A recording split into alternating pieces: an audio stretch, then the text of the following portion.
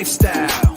Sports cards and we live now. Jeremy Lee in the building and every guest that you ever needed. Sports cards after hours keep the hobby heated. Updates, hobby talk like you never seen it. Sports cards live and none could ever beat it. Sports cards is a lifestyle. Sports cards and we live now. Welcome to another episode of Sports Cards Live with your host, Jeremy Lee.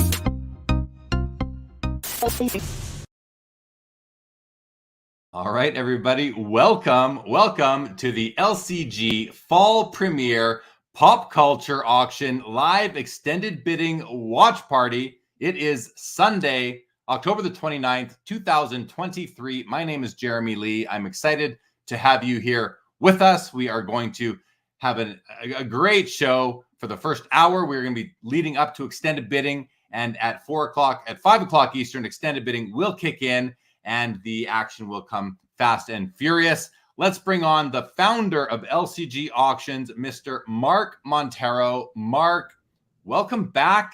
This is the third go-round we are doing. These are so much fun for me. I love diving in to all the pop culture items that you host on your platform. How are you feeling? How excited are you about today?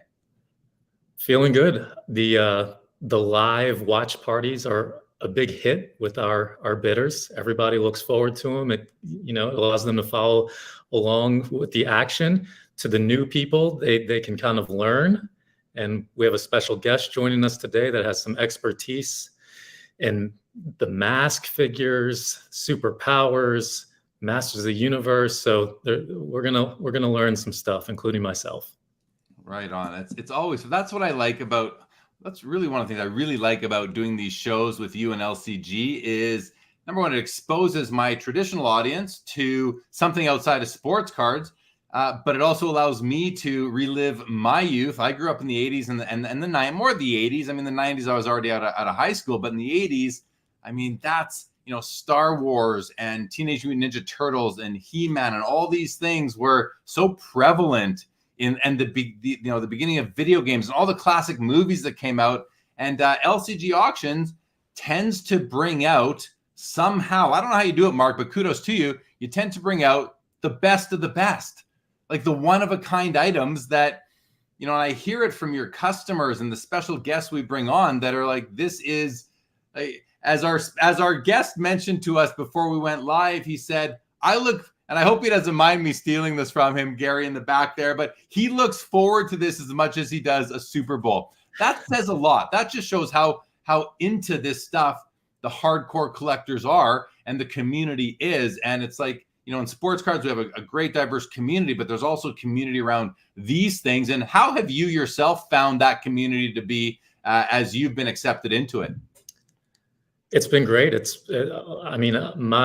My collecting background comes from first sports cards and then game used memorabilia, and there was just not the same camaraderie. And again, I was in it before, like the Instagram community and all of that built. So there was really nothing other than kind of email back and forth. But then when I got into this, there was more of a community, and I was able to learn really quickly with the help from prominent collectors that taught me a lot, and it was a lot of fun to learn. Once you get one piece, you kind of just get hooked on it. And the whole idea was to create a high-end marketplace, because I didn't believe there was one marketplace where a few times a year there was a big sale where you can look forward to all the great stuff coming to market. And that's what we've been able to do. Going on 3 years or so now, but we've been able to bring kind of the best of the best out. And this auction has just some unbelievable items. I think we have 44 platinum lots, which in the past we've only had like between 15 and 18 maybe, sometimes even less, but those are really, really hard to source. So the fact that we've got almost 50 is really amazing. And another category is technology and Apple products. I mean, Apple is such a part of our world now. I mean, how many Apple devices in my home alone? Close to a dozen, I would think. And I mean, I remember getting my first iPhone. I think I came in in 08. I think I got my first one. I don't know if it was the 2, the 3, or the 4, but that's when I got my first iPhone. And over the past couple of auctions we've done together, you've had one or two iPhone, unopened, sealed iPhones in the auction. But this time, this version of your auction, the fall premiere auction, you've got how many? And just give us a quick summary on what they are. I think we have 8. We have a lot, almost 10. But we have all of the first generation, every single model, the 4 gig, the 8 gig, the 8 gig with the iTunes icon on it, then the 16 gig. So we have all of the first generation covered. It kind of hits at all different price points. We have one that's around $130,000 right now. It's in pristine condition. I mean, I was telling you earlier, Jeremy, that the buyers that are after this, that are spending this kind of money, if they buy something, they want something in great condition. They're not going to spend 6 figures on something with a scratch on the front or something like that. They want a museum piece, and that's what this is. So we have that one. We have the uncirculated, the very first uncirculated iPhone, which was right out of the shipper box. In fact, we opened it along with a company called Apple Insider, which has kind of the biggest Apple following, and we did that on their YouTube channel. Opened the box for the very first time and revealed what was inside. So that's up for bid. We have the 16 gigabyte. I mean, we've got everything, and I think there is even one under $1,000 and one right around $1,000. So just to have a factory sealed iPhone to display that you can get for around $1,000, that's pretty exciting.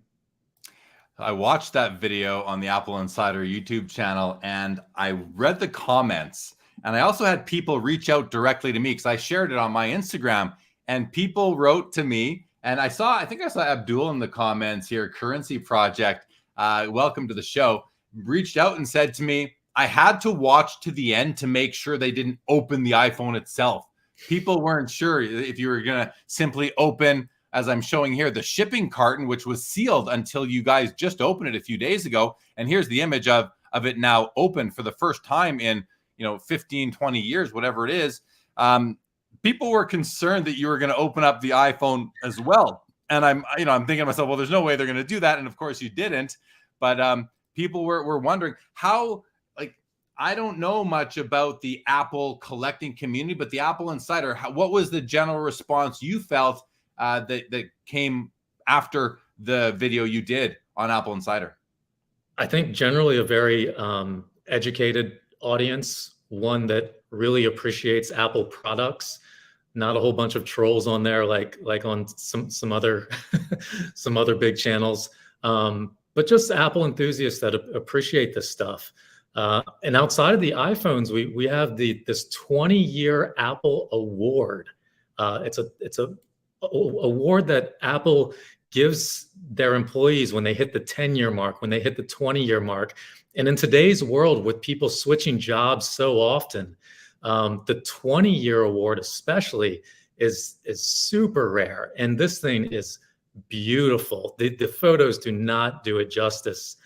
We posted a short video of it on our Instagram page one day, but this thing is like 7.5 pounds.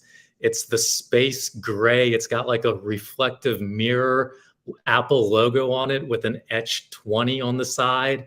This thing is, it's a museum piece. Beautiful.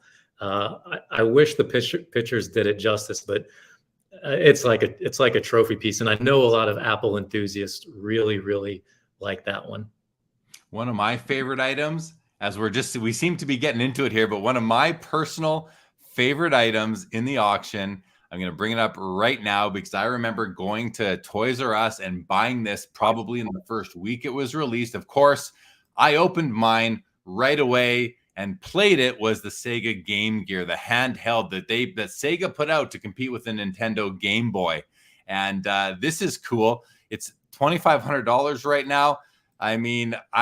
I can't speak to the value, what this is worth. I just know that this is an awesome piece. It's graded an 85 right there by VGA. Anything you want to say about this piece? Because even if just to entertain me. Someone is poised to get an absolute steal here because this is the very first print of the Sega Game Gear, and it's factory sealed. It's an 85 condition, which is like the best of the best. But the first print, I've only seen one other that's factory sealed. It was ungraded and it sold for around $4,500 years ago. So this one is hands down better than the only one that I've ever seen. And it's only at $2,500. It came with the game Columns instead of Sonic. But the first print is like beyond rare to find factory sealed. I'm shocked that it's not higher. We were expecting between 7,500 and 12.5.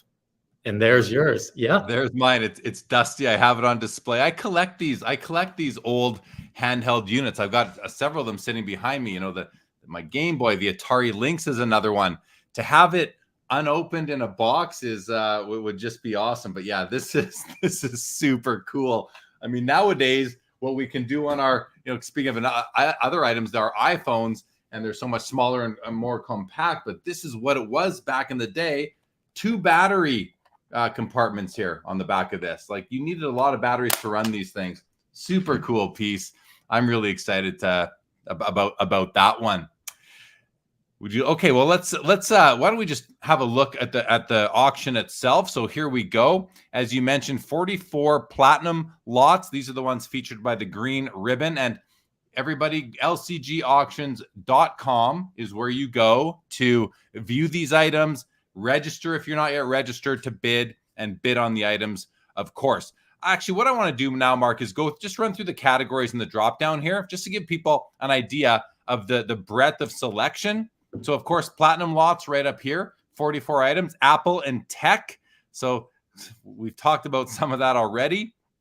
You've got a grouping here: Ghostbusters, Superpowers, WWF, starting lineups, etc. Mask, He-Man, and Masters of the Universe is one and the same, but a very important category, and the one that our special guest, I think, is most interested in. Teenage Mutant Ninja Turtles, 16 items. G.I. Joe, another major IP property, still going, still putting out figures. I see them in, we have Toys R Us up here, so I still see them in the Toys R Us.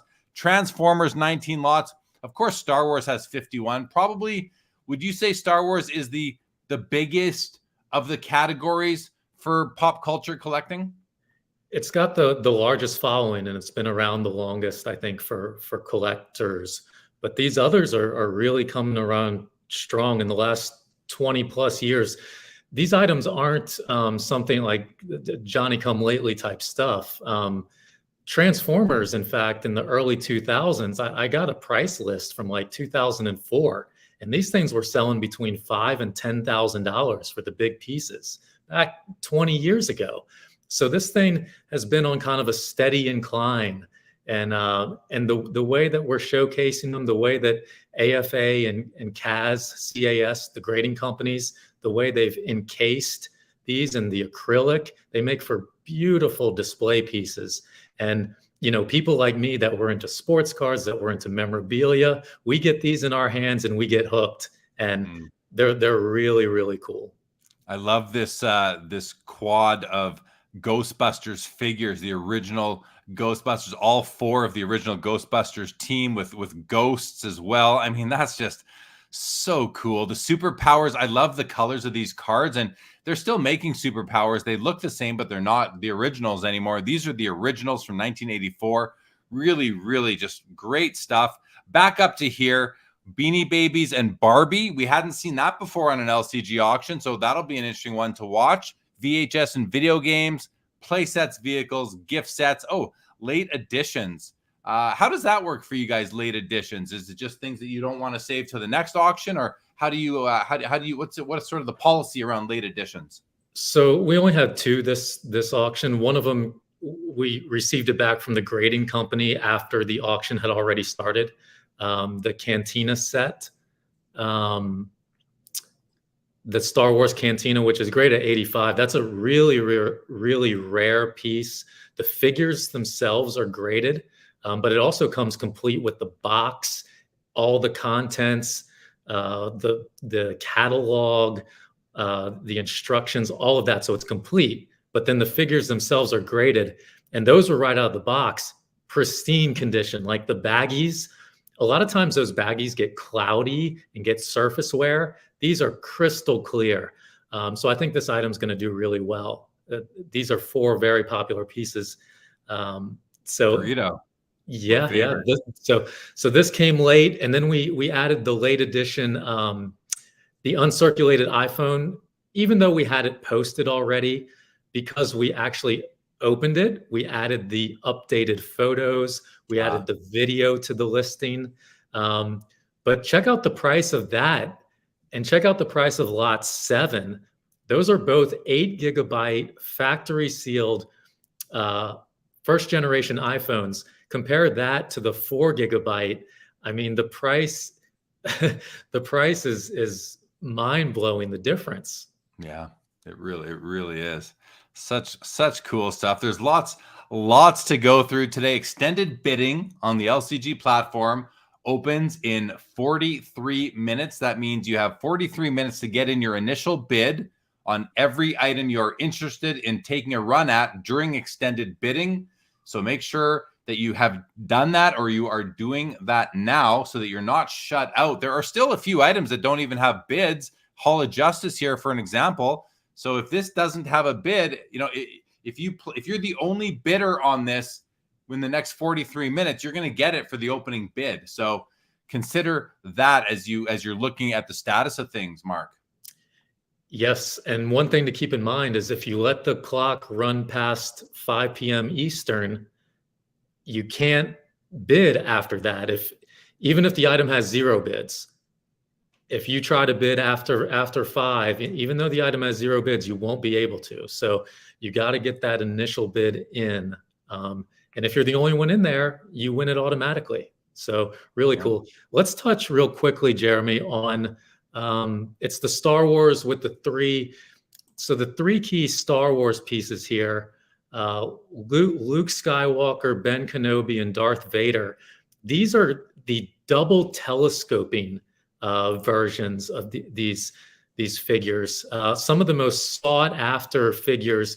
Now, if these had cards, we sold the Luke Skywalker for over $100,000 in one of our auctions. It was a record for any carded action figure. It was an AFA 90 double telescoping Luke Skywalker. This is the same one, but without the card. So it's loose. It's loose and it's graded. The Ben Kenobi, like an AFA 75, sells for around $80,000. And the Darth Vader, one hasn't hit the market in a really long time. If one did in excellent condition, it would probably exceed the Luke Skywalker sale and eclipse $100,000. But these are the loose figures. And I have some numbers in front of me of what these. Now, this is the trio all together, which is really cool to have them encased all in the same casing. But these a lot of times sell individually loose and graded. The last Ben Kenobi in an AFA 80 plus sold for $24,000, just the Ben Kenobi. Okay. This item right now is at what, Jeremy?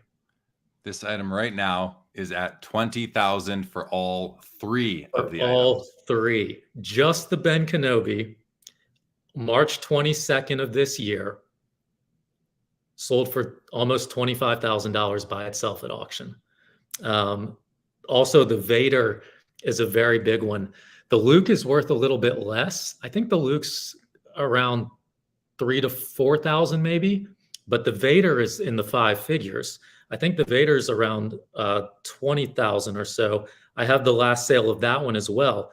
That one in a 75 plus went for 12,600, but that was November of 2021. So that was a while back.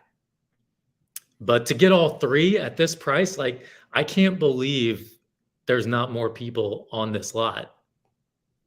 It's a cool piece. I'm looking at it and I'm like, wow, that would look so nice sitting on my shelf on display. So nice. So cool. So I had all these figures as a kid back in the day, but of course I didn't think to keep them. As soon as they got home, they were ripped open right away. Right. So the ones with the double telescoping saber, Jeremy, those are different than the ones that we normally see. And that saber is like super collectible and sought after from the Star Wars community. And the difference in value is obscene, really. If we could go back to lot number one, we can transition there. This one's actually going to be a prototype Ben Kenobi. This one, a collector from Texas, we've been told owns one of these, and he was offered $60,000 a few years ago and turned it down. There's only 4 of these. It's got like a double telescoping mushroom tip saber, which is like the first known edition of the lightsaber. But this one has like a hand painted head. It's got a different body, like a shinier body. All the details are in the description, but there's only 4 of these. The cape is a prototype, which is different than the retail cape.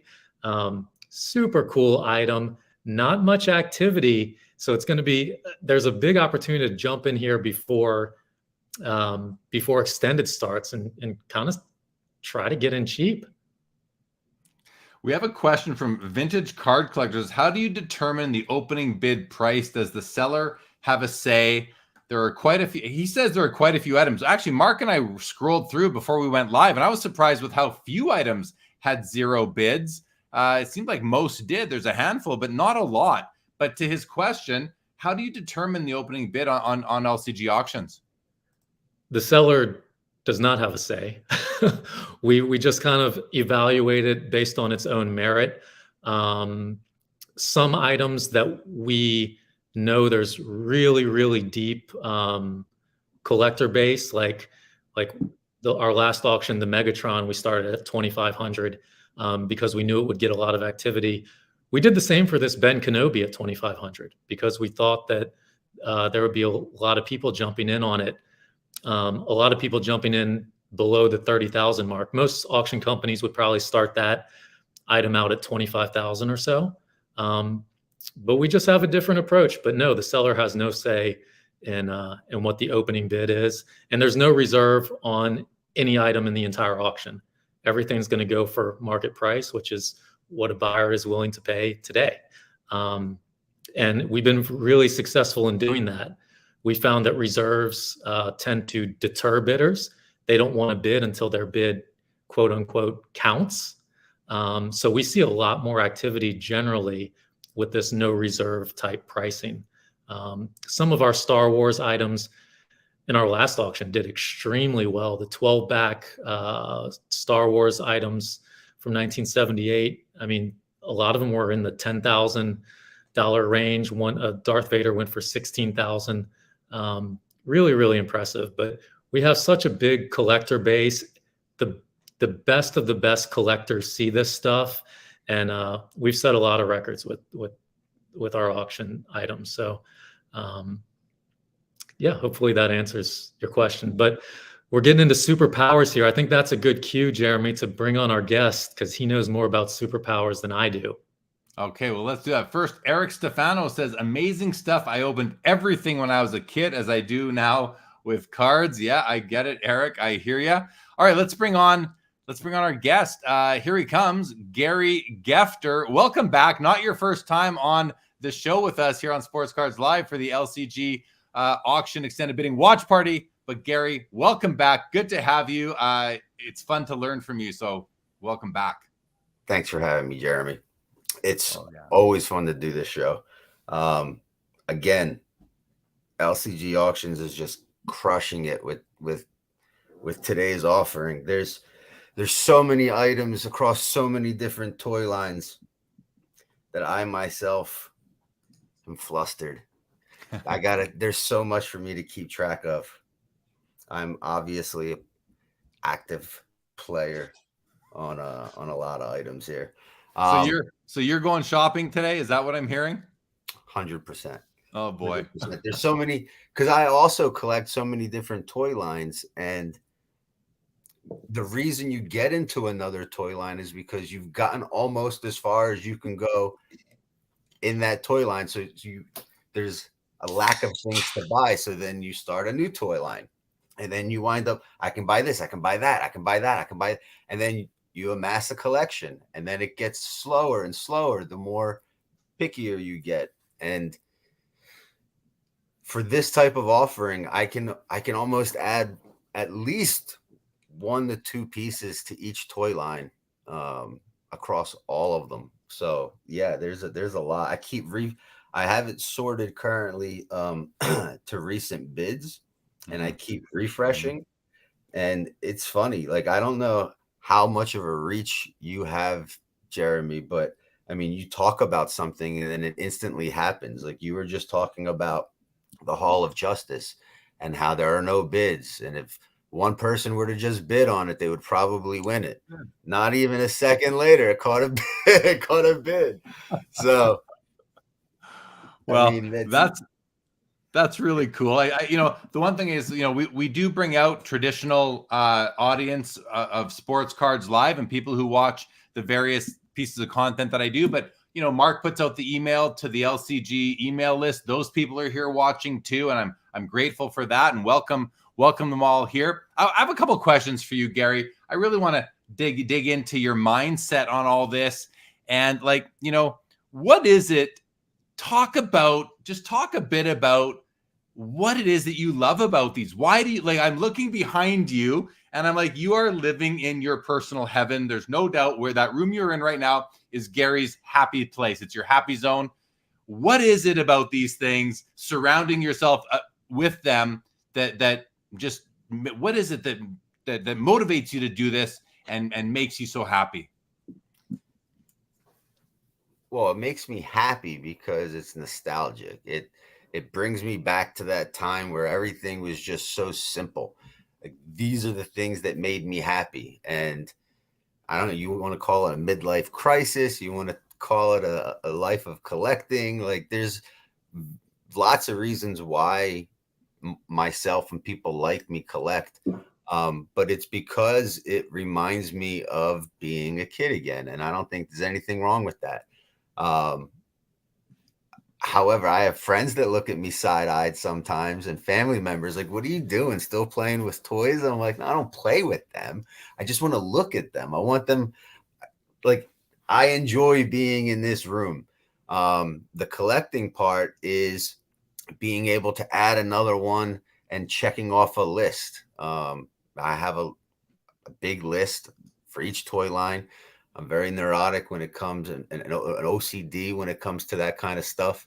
And when I add an item, it has to check every single box. It has to be of the release or the variation that I want it to be. Typically, it's a first release item. There are a lot of those in today's auction, both in the Masters of the Universe and the Superpowers and the Mask. There's a lot of first release pieces. All of them are setting alarms off for me all over the place. And then it comes down to condition and quality. And these are all amazingly high graded pieces, ones that you just don't find. And then it's like, okay, well, which ones am I missing? And it's like, oh my God, there's that one that's there, and there's that one that's there. And you really have to, with today's auction, you really have to be, what's the word I'm looking for? You have to be very careful, because I could easily just bid on everything, but I have to be very careful to make sure I don't go over my budget, because you never know how much something's going to go for. You think you have it and you're waiting for the time to expire, and then another bid comes in and extends it another 15 minutes. And that's kind of where a lot of this excitement from the watch party comes from, and being able to sit here and you watch the individual timers on each piece. It's like, oh my God, am I going to get it? Am I going to get it? And when you do get it, it's getting it and then bringing it into the toy room and then finding a place for it, or it might already have a designated place, which could cause me to rearrange everything. And that's the other thing I love, really, is rearranging the toy room. And that's when you are playing. It's even with me and cards. You know, I don't play with my cards or my collectibles, I display them. But when you rearrange your display, or you work a new piece in and you move things around, that's kind of playing with your collection. And I find that to be a lot of fun. I have another question for you, but before we do, I want to address a comment that we have received from Vintage Card Collector, which is it's a great comment, but it's a blinders on comment. So let's bring that up. Mark, we'll get you to respond to this. He says the bidders on the 07 iPhone 4 GB must not have seen the exact same model sold on golden auctions last night for 87,000. Goes on to say more of these are going to continue to surface. Now, any vintage card collector worth their salt, and I'm sure this one is, knows that not all items are the same. You have 252 Topps Mickey Mantles. Well, one might sell for more because it's in a different condition or this or that. And Mark, why don't you just speak to this, because you're well aware of what happened in the golden auction, and since it came up, why don't you just address it? Yeah, so I mean, we could have two different He-Man action figures. One is an AFA 70 and one is an AFA 85. The condition is quite different. If you look at the phone that sold for 87,000, there's a big scratch on the side. You look at ours, it's pristine. I mean, it's apples to oranges, really. I think the people that are paying over six figures for these things are very aware of the condition and very aware of what they're buying. And they're also aware that next year, the company that started the whole sealed collectible grading, AFA, we call them, but they're under the, what's it called, CGA umbrella, but they started with the video games, VGA, and now they grade the VHS tapes, but they specialize in sealed collectibles. They're going to be grading the iPhones. And when a grading company enters and we start standardizing the condition, the market's going to probably change quite a lot.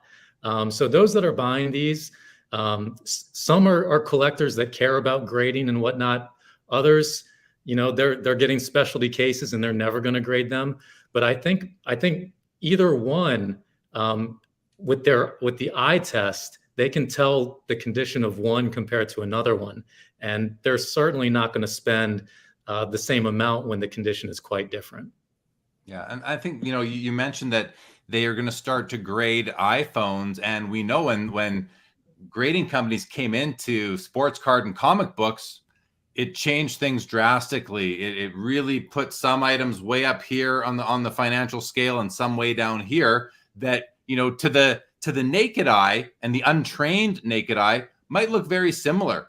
But once you analyze these items under a loop and you really look at the condition, the detailed condition, I mean, we've seen a Wayne Gretzky rookie sell for $3.75 million, and we see other ones sell for $200. Now, that's, of course, a dramatic difference in condition that you can see, but the difference between the top, the 10s and the 9s are very, very minute. $3.75 million versus $120,000. That's a lot of money different. You have $3.5 million left over and have the same card base that looks almost the exact same. And I think what you're saying, Mark, is that you feel that that's going to start to happen to other sealed collectibles, including the iPhones. And there was a distinct difference. You're well aware of the condition of the one on Golden last night and the one that you have. I mean, this is kind of elementary. I mean, the Mario in a 9.8 condition A+ sold for $2 million. That same game in a 6.0 or 7.0 would sell for a fraction of that. So, I mean, this is just not all iPhones, even if they're the same edition, are going to be valued the same. There's various factors. There's provenance, there's condition, there's all kind of factors. So, quite frankly, Jeremy, there's a lot of iPhones. Let's say that we get approached by people with different things. We've seen iPhones with tears in them. We've seen surface issues. We're not going to allow something like that into our auction. We're going to put the best of the best out there. And that's what we've done. We probably spoiled the collector base a bit by putting things out that are in such outstanding condition. This is not representative of the population in any way. These are exemplary examples, exemplary models. So yeah, it's just apples to oranges in condition, and the price will reflect that, of course. So That's a great segue, because you mentioned, and that was the second question I had for Gary that I alluded to a few minutes ago, was, I want Gary, it's one thing to hear from the president of the company, the founder of the company being Mark, but I want to hear from more of a customer and an expert in the area being Gary, like just how good are these items that we are seeing on the platform? Because I know you just said, look, as you look at your list and you're sweating because you might blow through your budget today, but just how do I word this? How important is LCG and the curation that they're putting into these auctions to the community that you are a part of? How great are these items when we say best of the best? Are we just saying it, or is it true? No, it hands down, it's true, because I mean, you could just literally go through each toy line. Mask, they don't just have one first release mask item from the very first wave. They have the entire wave. So it's like whichever one you're missing, you could just add it right now. And the grades are amazing. There are some pieces here where I believe it's like the Outlaw. There's on AFA's population report, there's only 4 total sealed specimens ever graded by the Action Figure Authority themselves.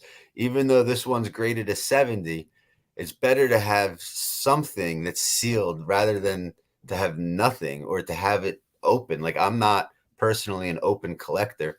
I don't want it if it's been open. I'd like everything to be factory sealed. And this is just a piece where it never comes up. So even though it's sitting here at a 70, grade of a 70, it's ultra rare. But every piece in the first wave, 1985, you can tell that it's the first. This is a second release. This is a 1986. But all of the pieces that are from 1985 that were truly released in 1985, on the very front of the box, it'll say comes with poster and comic book. This one is a second wave, or 1986. It wouldn't have it. You'd have to go to one of maybe like the Rhino or the Switchblade. But right there where it says poster included, it would say poster and comic included. And then on the back, obviously, it would have a date of 1985. To find those, and the 1985 figures, before they were re-released in 1986, along with the second wave, the masks were much shorter. And they didn't really deem it a defect enough to recall it, but they totally changed the schema of the masks and made them a little bit longer. With the second release and the third release and each continuous release of that figure. So when you have these short mask variants or the very, very first release, and you have them in grades of 85 and 80 and 80 plus and 75, like they're just, I need some. I'm definitely going to be watching a lot of these. This is one example. Another example and of the superpowers.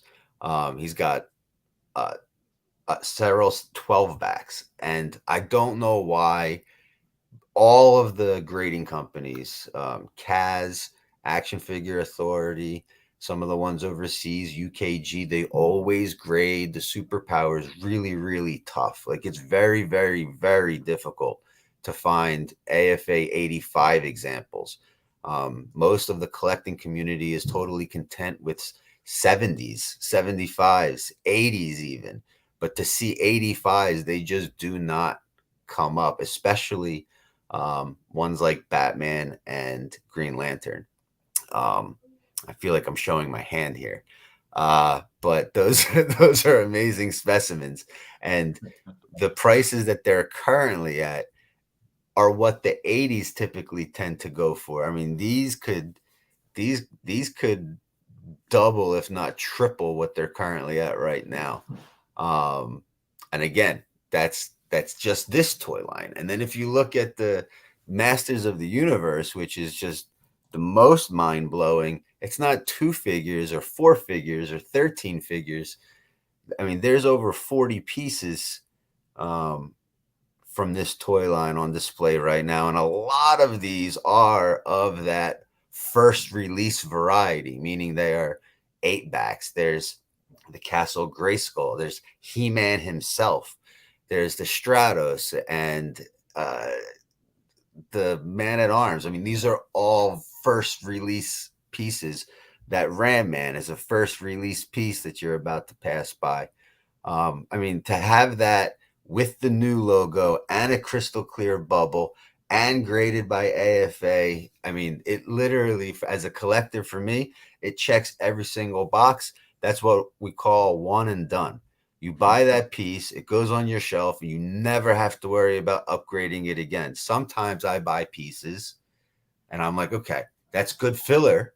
It's going to plug the hole in my collection. At least I have one, and I'll upgrade it later if I ever can. There's nothing in this auction that's a plug. These are all one and dones. You buy one of these and you don't have to look for another one ever again. You satisfy that checkbox on that checklist. You say one and you use the phrase, we say one and done. Who, like, is that literally, is that something that you and the community uses that terminology? Absolutely. Or is that a Gary Defter thing? No. If you're trying to build a collection, for example, let's just keep it small. Let's say you wanted each of the 12-back Superpowers figures. That's the first release. There's only 12 of them, right? So if you were trying to build a collection of all 12 Superpowers figures and you wanted the minimum grade to be, let's say, a 75, as soon as a 75 comes up, as soon as you satisfied your minimum grade, you go ahead and get it, and you're done. You don't have to upgrade anymore. What you're looking at right now, this is this just never comes up. Mark will tell you himself, you've been doing this auction for over 3 years. How many AFA 85 He-Mans have you sold before? I've never even seen one hit the market. we were super excited when we got an 80 in, and when we got an 80, I was sure that it would sell for at least 20,000 because none had hit and everybody wanted one, and it ended up at 32,000. So an 85 is just mind blowing. I checked with AFA to see how many there are, how many clear bubble He-Man 8-back. In 85, there's 6. How many are still clear of those 6? I don't know, but there's none higher than 85. So those that are going for this, they're going to have the highest grade with none higher. And even though there's 6 that have been graded in the 20+ year history of AFA, which 6 is not very many, by the way. No, it's not. But half of those 6 could be yellow by now. We really don't know because they don't come up. But this one is crystal clear, beautiful, came out of nowhere to us. I had never seen it before. So this one's going to be super exciting to see what happens. I know there's some serious bidders after this one. And as you were mentioning, we don't know how many of them have turned yellow. I mean, for me as a collector, that is a big, we talk about multipliers, things that'll cause the item to multiply in price. What do you call the opposite of something that'll cause the price to go down? You could have something graded by AFA that was graded clear, and if it was handled improperly, if it was stored improperly, if it was exposed to ultraviolet light, it could have turned the bubble yellow. So Mark's right. If there are 6 others out there, or this one and 5 others out there, this one, it looks like glass. I mean, it's so vivid. It looks just like it did on the shelf in 1982 when it came out. It doesn't get better. It still got the price tag on it too. I mean, I talked about nostalgia earlier. The price tags. I'm not even kidding you, Jeremy. If there was a He-Man that looked like that and it had a Toys R Us sticker on it, I would easily pay an extra couple $1,000s just to have it in my collection, because that's what I had as a kid. That's what I wanted. That's that's what I know. Just if it was from Toys R Us and still had the Toys R Us price tag on it. Wow. Toys R Us, KB Toys, and Lionel Kitty City. Wow. The trifecta of Grail source original sources of these pieces. I mean, that's really cool. See, even the conversation we had a few minutes ago about the iPhone, this stuff, this is why I love doing this show with LCG. And this is why I know that some of my more traditional sports card audience loves watching this or listening to it. We're going to have this on podcast too tomorrow, because you're learning about stuff. And Gary, Mark, great teachers. Love that comment, Gary, that because now if you're at a thrift store somewhere and you see a piece, I mean, literally it doesn't matter what price tag is on it, you're going to pick it up at a thrift store. But if that's got the KB or the Toys R Us price tag on it, you know that there's a special premium placed upon those pieces. That's so cool. Mark? Jeremy, there's a lot of guys that are in your world, in the sports card world, that actually are pretty heavy into this stuff, that kind of keep it on the down low, that do both. Yeah. And a guy called in that's interested in this stuff. He called in the other day and we talked for hours about collectibles. And he could not believe it. He could not believe that you could pick up the icon of the franchise in 1982, the first year they came out, in the highest grade possible with only a population of 6, for under 6 figures. It was mind blowing to him, because he sees these sports cards and he has it. He has over $1 million in his collection. He does Michael Jordan cards, and he told me he does all the GOATs: Michael Jordan, Tom Brady, Tiger Woods. He collects those cards, and so many of them are in the 6 figures.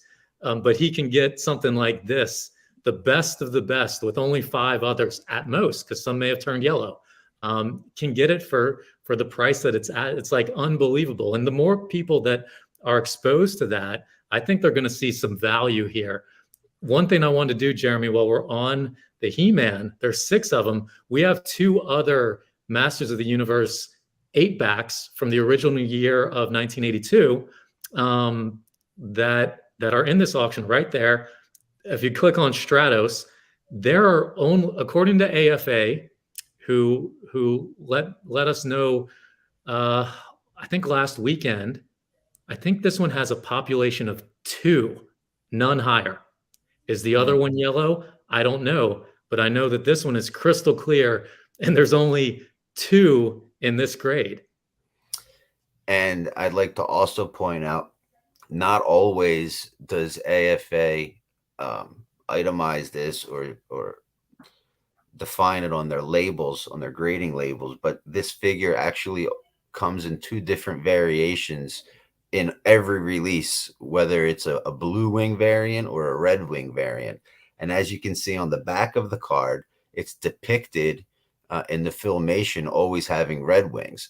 So a lot of collectors choose to have the red wing variant over the blue wing variant, but some people say, oh, well, the blue wing is more rare because it's always depicted as red and I have the other one. But that comes down to personal preference. But the one that's available here is literally, it is the Grail. It is the red wing AFA 85. Again, the bubbles like glass. You always see that figure with rub wear on the nose or on the eyes, with paint that's left over on the bubble. This is just an amazing specimen. And yeah, if you take a look at the back of the card, you'll see all 8 figures that came out in 1982. And there's 3 of them available right now, and each of them are graded in 85 individually. I mean, overall, that's mind-boggling. How do you how do you beat that? I don't get it. I'm giddy right now. Just amazing pieces, and the Man at Arms is just as equivalent, just as nice as the He-Man and the Stratos as far as quality. Again, according to AFA, there is 4 of these, I believe. It's in the listing. None are graded higher. Only 4 examples are AFA 85 clear. And this So is one of you have 5 people that need one of these for their collection. them. Somebody's out of luck. So these are the type of items that could get very interesting with the competitive bidding process. So it's going to be interesting to see where these land. We kind of have a low estimate of 7,500 or so, but it could easily get into the 5 figures. It's just crazy. Only 5 people can own one of these at all. And here's arguably the nicest one, or I think they've established the nicest one, right? So the highest grade. Like you said at the top, you said at the top of the show, Mark, how are you going to top this auction? You say that every time we've been together, and you manage to, but these are, I'm sitting here in my mind, I'm thinking to myself, gosh, I wish I was like flush with cash and able to, right? Yeah, Gary, you too. Like, I would love to be able to just pick some of these off, because like your card collecting friend that you spoke to on the phone for hours said, like, you can get the best of the best here for a lot cheaper than what sports cards are costing. And I mean, maybe there's just a lower demand. I don't know. I'm sure there is, but still, this stuff is very nostalgic. And I feel like, 5 years down the road, I'm going to come back and watch us here today and be like, man, if only I would have bought those pieces, because now they're, I'm not saying it's going to happen. I can't predict the future, but I can see it happening where, 5 years down the road or 10 years down the road, it's going to be like, oh my gosh, now these are the price of a house, never mind, 5 or 10 grand. So yeah, I mean, you look at the populations, like relative to sports cards or relative to comic books. I mean, these are minuscule populations in comparison. And you can get the very best of the best for affordable prices still. And this isn't some, category that just popped up out of the blue. This has slowly grown for 20 years. I mean, Gary was collecting 10 or 12 years ago. I talked to other guys that have been around for 20 years that have seen everything, that collect G.I. Joe and Mask and all of it. And, they're still missing pieces. So I know that they always get really excited when we have these auctions. But, they've communicated to me, they feel value-wise, this stuff is a much better buy, a safer buy, as long as you don't try to flip the stuff. That's not what it's for. But you hang on to the stuff for 5 years or more, it's highly likely that you're not losing money on it. This category is growing. It's grown steadily. It's got a strong foundation. 95% or more of our buyers are hardcore collectors. They're not investors. They're not trying to flip the stuff, which I think bodes very well for the space. Yeah, well, that's what it takes. That's the whole thing, is the more it's simple supply and demand. We've seen those issues in sports cards with some of the biggest cards being, the 86 Fleer Jordan and the Contenders ticket auto Tom Brady. These cards shot up to, close to $1 million, if not $2 million on the Brady. And now, but every month they're available. Sometimes every week they're available, and it loses its allure when they're always available. But that's also, there's population there. There's no population of these. So that can't really even happen on these unless it's one thing to keep in mind, Jeremy, and Gary will probably agree with me. I think we're going through a cycle right now where we've been able to bring a lot of good things to market. They've done well with exceptional results. Therefore, kind of the old guard is not passing up the cash out opportunity. So we're going through a cycle right now where a lot of really good items are coming to market. That's not going to last forever. The guys that are buying these now, for the most part, are guys that can afford to hold on to it and aren't going to be tempted to resell because they need money. So this stuff is going to dry up, in my opinion, relatively quickly. As you said, Jeremy, we've kind of built on every auction thus far, but we're getting to that point where, we're not going to be able to match this type of inventory. There's just not enough of it out there, and it's getting into the hands of collectors that aren't going to let it go, that just bought it. So, you may not have another opportunity to get some of these for 5 years, some of them for 10 years. So we'll see. It's something to keep in mind. And we have a little less than 5 minutes now to get your initial bid in. If you see something you're kind of on the fence about, maybe it's one of the superpowers, maybe it's one of the Ghostbusters, and you want an opportunity to bid during extended bidding, you have to have that single bid in. It can be the minimum bid. You don't have to necessarily take the lead, but then you'll at least have an option at the end. What's the Ben Kenobi at now, Jeremy? 12,640. 12,640. Yeah, I'm shocked nobody's jumped on that, but that one may be one of the steals going forward. And the He-Man that's moved. Looks like it's moved one bid. 15,692 right now. Yeah. Yeah, so we're getting down to less than 4 minutes left. So, yeah, there's over these and get it in.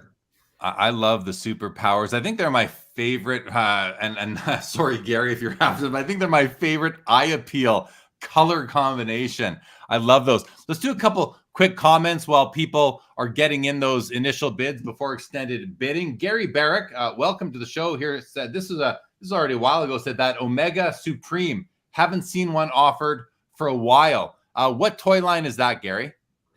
Transformers, and then that's actually coming from a person that's very renowned in the Transformer community.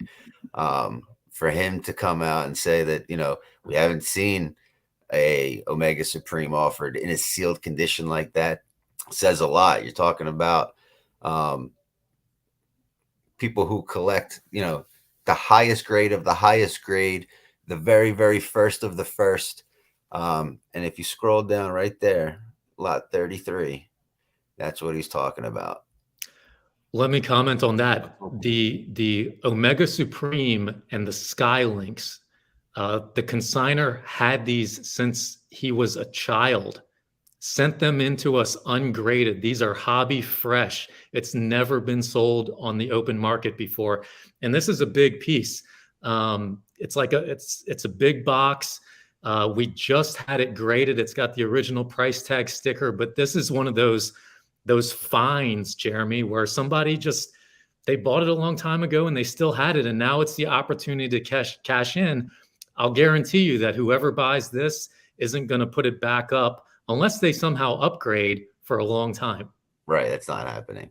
But you're talking about population reports and 4 of 5 or 5 of 6 pieces. And that's mind blowing, right? You said it blows your mind, but now you're talking about items that are this quality, this condition coming to LCG ungraded, which is now another one that's now been graded and now added to the pop report. I mean, the fact that there are these that still exist out there in people's attics and their basements and their garages and the Megatron from last auction, didn't that come in ungraded as well? Yeah, it came ungraded. That set the record for an 80s toy, $57,000. Unbelievable. Beat our prior record for the Cobra Commander, which was $37,000. So this stuff is, it's getting the numbers to get some attention, Jeremy. And I think your audience is paying attention to it. Like I'm a guy that likes both, and this stuff really caught my eye even before the prices were what they're at now.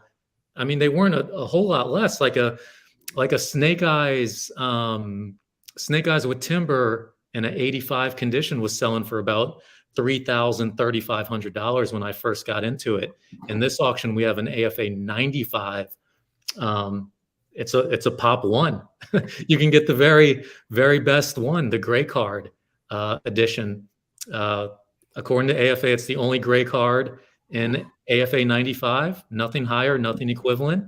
And it's at like $6,000. You can get the best for under $10,000.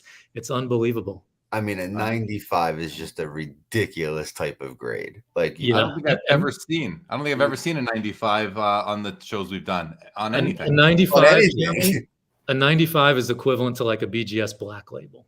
Yeah, that's That's just bonkers. That's crazy. Eric Stefano, very good knowledge. My eyes are on the lookout now. Very good. Gary Barrick had another comment here. He said, "Isn't there an AFA 90 8-back clear bubble He-Man? Not sure of the card back variant though. Can either of you speak to that?" There's a 90 that has a yellow bubble, and we have photos of that actually. That, Gary, if you want to email us, info@lcgauctions.com, we can email you the photos of that. But we have photos of that from, I think, 3 years ago with a yellow bubble. So that's not the same as the clear bubble that we're offering. Yeah. Gary follows up on Transformers. And this is what I love. Gary, thank you for sharing this information. He says, in the Transformer world, it's not how much is the item, it's is the item available. And I'm guessing, will it ever be available again? Omega is extremely rare. That's just really cool. Danny Knowles, welcome to the show, says that Superion. So let's go look at the Superion. Where do we go for that? That's a Transformer. That's a Transformers gift set. The gift sets are ridiculously rare, and very, very expensive, by the way. This is the first Transformers gift set that we've offered in 3 years. That's how rare these things are. This one, I don't think one of these has hit the market for around, it's been about 3 years since one has hit the market, the Superion. This one's an AFA 80. Beautiful, by the way, like legitimate 80. The eye appeal is very strong for an 80. And the 80 is a really good grade, by the way, for a box set.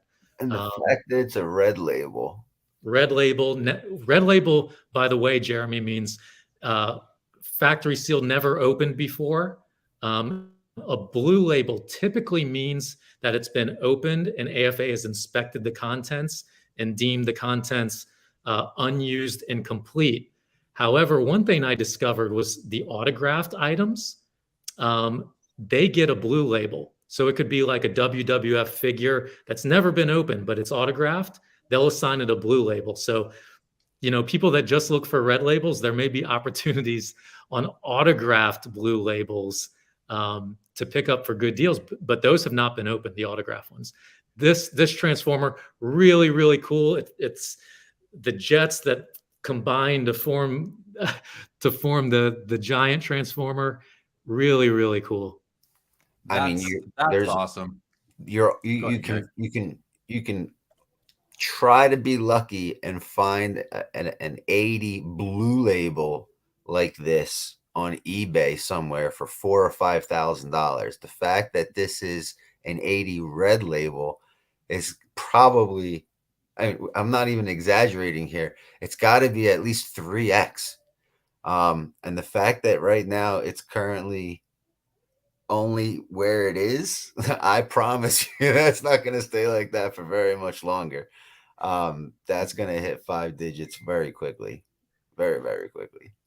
Jeremy, can we go to the Cobra Terrordrome? That's a G.I. Joe piece. I was talking to a collector yesterday about it. We had sold one a couple years back. We sold a CAS graded 75. Right here we have an 80 plus. According to AFA, there's only 2 AFA 85s. So there are only 2 examples graded higher than this one right here. I know that you had one before, Gary, and you've been around and you've seen them. Maybe you can talk about how rare the Terrordrome is, the population, the pricing, all of that. Yes. So I had 2 that were ungraded. I sent both of them in for grading. Each of them came back a 75, and I thought they were going to grade better, but obviously they did not. And the first one I sold probably about 11 months ago, or maybe 12 months ago, for $10,200. And the scarcity is remarkable. Like, there's people talk about this play set, that play set, this gift set. This is in the center of a lot of G.I. Joe collectibles collections, open, with figures set up around it. But rarely find one in a sealed condition. And then the second one that I had was also graded a 75, but it didn't display as nice. It had a little bit more wear on it, and it sold for like $6,400. Again, that was only graded a 75. I personally have only ever seen those two in my entire 12 years of collecting. And then again, another one pops up here at LCG, and it's not only an 80, it's an 80 plus, and it looks so vibrant. Like it's I don't even know what's better, having an open one on display that you could touch, or having one that beautiful, that vibrant on display behind an acrylic with that grade on it. It's just amazing. So I just checked the listing, Gary. According to AFA, there are only 4 red label factory sealed Terradromes that they've graded in their 20 plus years. 4 total across all grades. I mean, I gotta ask, like, if it sounds like AFA isn't grading many toys, so what are they grading? What are they grading a lot of? Like, just curious. There are a lot of Star Wars that are graded. There's a lot of G.I. Joe that are graded. The G.I. Joe action figures, they grade a lot of action figures. The thing is, the really rare play sets and vehicles, there's so few in factory sealed that stayed factory sealed. The G.I. Joe, the Cobra Terradrome is a huge piece. There's really 3 very large pieces, play sets in the G.I. Joe line: the Flag, the Defiant, and the Terradrome. And the Terradrome is the big Cobra. Cobra's like the villain in the toy line. That's the biggest and best one for Cobra. And they're so big, everybody opened them as kids. And there's just hardly any left, and so few left in gradable condition. Gradable condition being like an AFA 60 or better. But they have a total of 4 graded in their history. Unbelievable. And we know Kaz has at least, Gary said 2 75s and then this 80 plus. So that would be a total of 7 right there. I love the artwork on these cards and these G.I. Joe cards. Like, they just, no wonder Gary, I mean, again, let's just look at Gary's room itself. Hi, Gary. There you are. Like, the artwork is just phenomenal. Oh, there it is, right over your head right now. You got some G.I. Joe. Oh, that's cool. Thank you for doing that. I mean, you are surrounded by this stuff. Looks like you in your attic or what, with the vaulted ceilings there? It's a toy. It's a 4th bedroom on its own floor. So yeah, I guess you could kind of consider it an attic space. Oh God, well, you're so lucky. We won't say where you are. I don't even know where you are, but boy, would I love to visit you one day and just sit in there with you and have a coffee or a glass of wine. I don't drink much, but whatever it is, and just sit there and experience it with you. I'm going to invite myself over, Gary. That just looks like such a fun place to be. Open invitation anytime. Yeah, appreciate it. The artwork though is just so phenomenal. I mean, gosh. We had a question come in, another one from Vintage Card Collector. Great question here. He asked, Mark, do you know why AFA doesn't publish population reports? It seems like a disservice to the community. So right before we started our auctions, there was a population report on their website available to members. If you had a username and password, you could access it. So we had preparing for our first auction, we had some of that population data, and then they updated their website, I believe, and removed the population report. So it's not accessible to the public.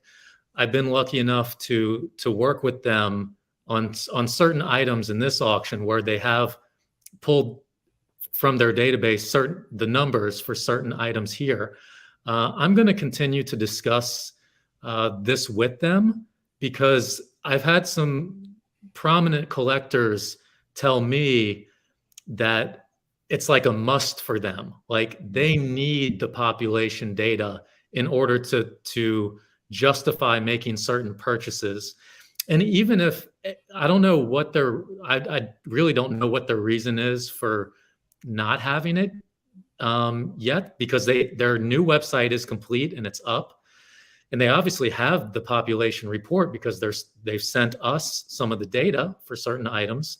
But I'm going to do my best to push them to get this out into the public, because it is important, and I think like it enhances the collectability of these things, and it plays in their favor by releasing it. Really, definitely, I certainly agree with that. I have another question, more for Gary this time.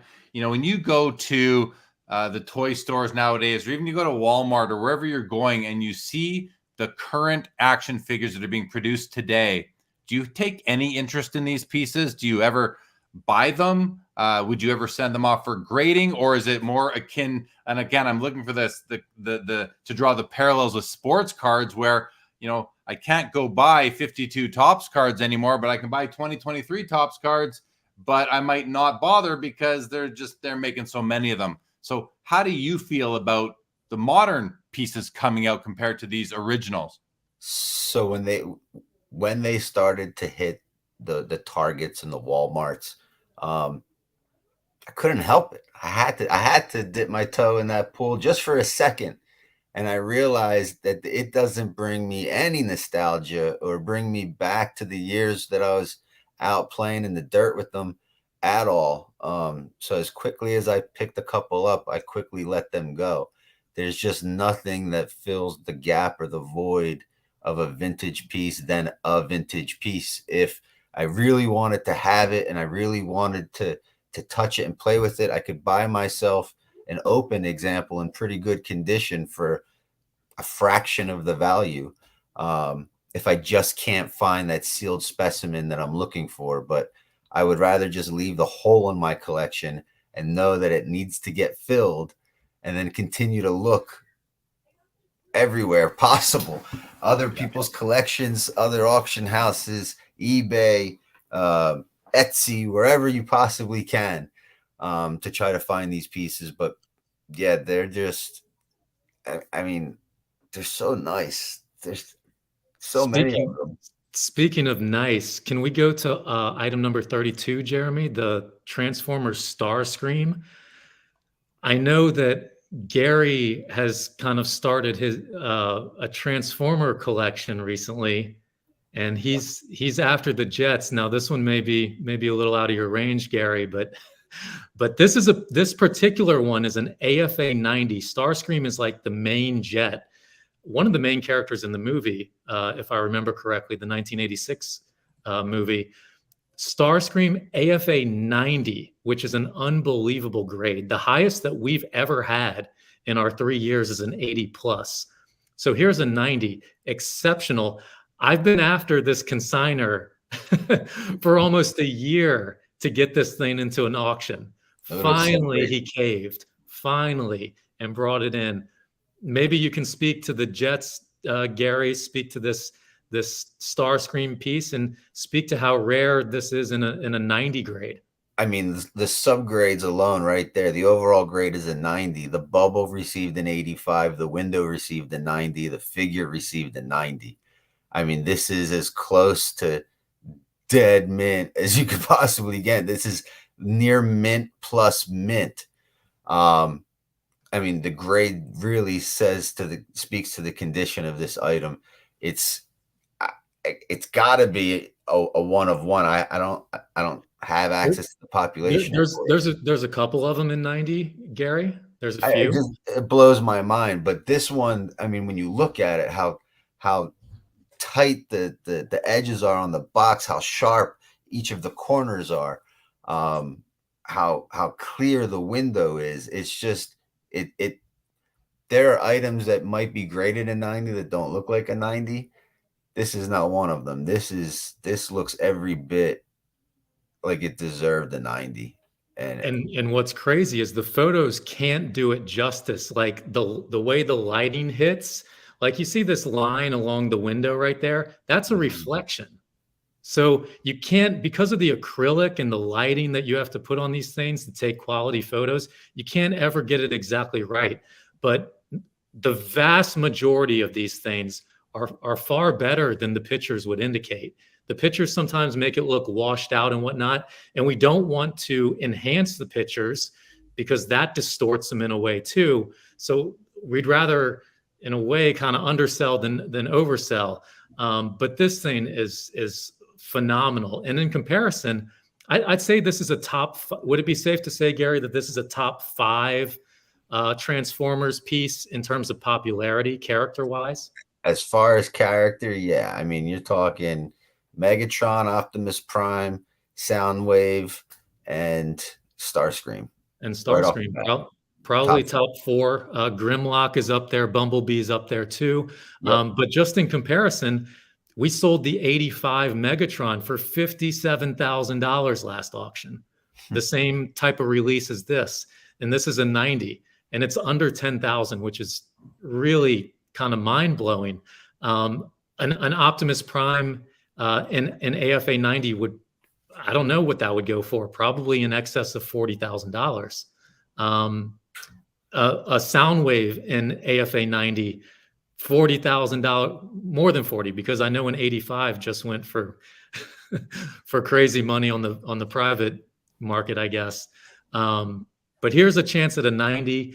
That's one that immediately caught my eye, where I thought it was a really good value at the price it was at. So I wanted to bring some attention to it. Yeah, So cool. Here we are, just talking. It's already 5:17. We're so far into extended bidding now. So anybody that did not get any bids on any items in before 5 p.m. Eastern is now shut out. Yes, they're shunned. They're shunned from bidding on anything moving forward. This sort right now is by recent bid, and I did it a couple minutes ago. So at that point, these are the items that had the most recent bids. Let's hit refresh and just I like to kind of watch. So the most recent one, the G.I. Joe Cobra and C-3PO and Leia. Let's see. I'm gonna hit refresh and see what's come in since then. Where are they? Oh wow, there's been a lot of, there we are. There it is. So since I hit that last time, which was probably 3 or 4 minutes ago, we've had bids on all these items here. Boba Fett up to $11,491. iPhone 16 gig up to $4,000. Star Wars Death Squad Commander 1572. 3 gigabyte sealed 3rd gen Apple iPhone is up to $666. So a newer one, I guess you could say, even though it's still from 2009. A Teenage Mutant Ninja Turtle figure up to $570. Dragonfly 1902.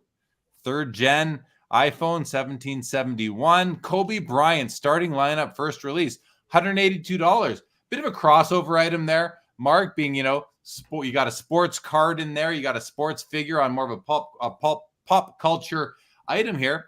But still, I mean, $182 for Kobe Bryant starting lineup. AFA 80 plus. Transform, there's Starscream 83. We were just looking at it. Sideswipe up to 1,074. Star Wars Empire Strikes Back 3-pack Bespin gift set up to 1,729. So 3 VHS tapes, all classic movies. E.T., Batman, and Total Recall, all getting on the board. Right there, Transformers Skylinks at 3,000. Two Jurassic Park VHS tapes are on the board as well. Luke Skywalker up to 4,076. King Kong Bundy. Those are the days I was watching wrestling. And then 2 superpowers, the Green Lantern and the Batman, both AFA 85s are the most recent. And then Han Solo receiving the most recent bid a couple minutes ago when I did the refresh right there. So that's a lot of bids coming through, Mark. Yeah, somebody just texted me, one of our big collectors, and said this is by far the most extended bidding activity that I've seen. And this guy's been around since auction number 1. So it's interesting to hear it from somebody on the outside. We have this auction is absolutely loaded. I wish that I could compare it to something for you, Jeremy. It's like we took all the best items from the last decade that have sold publicly and put them all into one sale. I mean, that's really what this is. I mean, it's like everything came to us at once, and we add in the Apple stuff, and it makes it even more exciting. All those guys that collect Apple, now they get to see this stuff, and so many of them will remember. We're already seeing crossover bits. Yeah, I bet. Let's do a couple comments here. Vintage Card Collector responded to your answer on the lack of pop report on AFA, saying, first of all, thank you, Mark. Horrible decision not to have a public population report. I'm interested in the market, but not knowledgeable enough without a pop report to feel comfortable jumping in yet. I mean, that comment right there, Mark, is something you should screen grab that and send that off to them when you're having communications, because we're literally not getting action. We're I don't know, it's hard to say we're losing somebody, but it's a barrier to gaining more entrance into the space. Right. I agree with you. I think point well taken, and it's something that I will communicate to them the best I can. House of Jordan says, so you're saying, this is to you, Gary, so you're saying that all the Masters of the Universe and X-Men figures I'm finding at dollar stores are not worth grading for down the road. Is it as simple as that, or is there any additional nuance to that, Gary? I wasn't speaking to the entire population. You asked me, what do I think of those items? To me, they don't scratch the itch that I get from wanting vintage action figures that having an actual vintage action figure does for me. There are plenty of Facebook groups out there, devoted to these re-release figures, the Masters of the Universe Origins and the X-Men's and the DC vintage stuff, but it's just not for me. Let me ask you this, because the same thing applies to sports cards.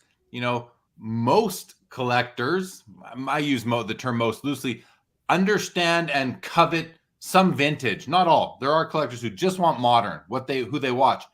But even though a lot of value is tied up in vintage, there are still plenty of really we call them hits, big gem, big valuable cards in modern cards.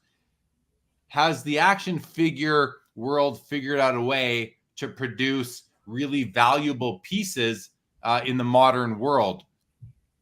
Yeah. I mean, they did re-release Masters of the Universe for the adult collector in the Maddie toy line. In what year did that come out? 2004, I believe. And they released individual figures, and they were pretty popular. I mean, even today, when they were first released, they were $35 a piece. Now, open, loose, played with, as long as it's complete. Some of them go for $200, $300 a piece. Then as the line progressed and it gained popularity, it was subscription based. So it wasn't really like a toy distributor that was making this and releasing this and you could get it at your local toy store. You had to subscribe to it. Some of those things are worth money, but nothing is going to yield for those people that are collectors and looking for different ways to diversify maybe their portfolio, as opposed to just having a hobby. The modern stuff isn't going to yield you some type of value that a vintage piece would. It's apples and oranges, really.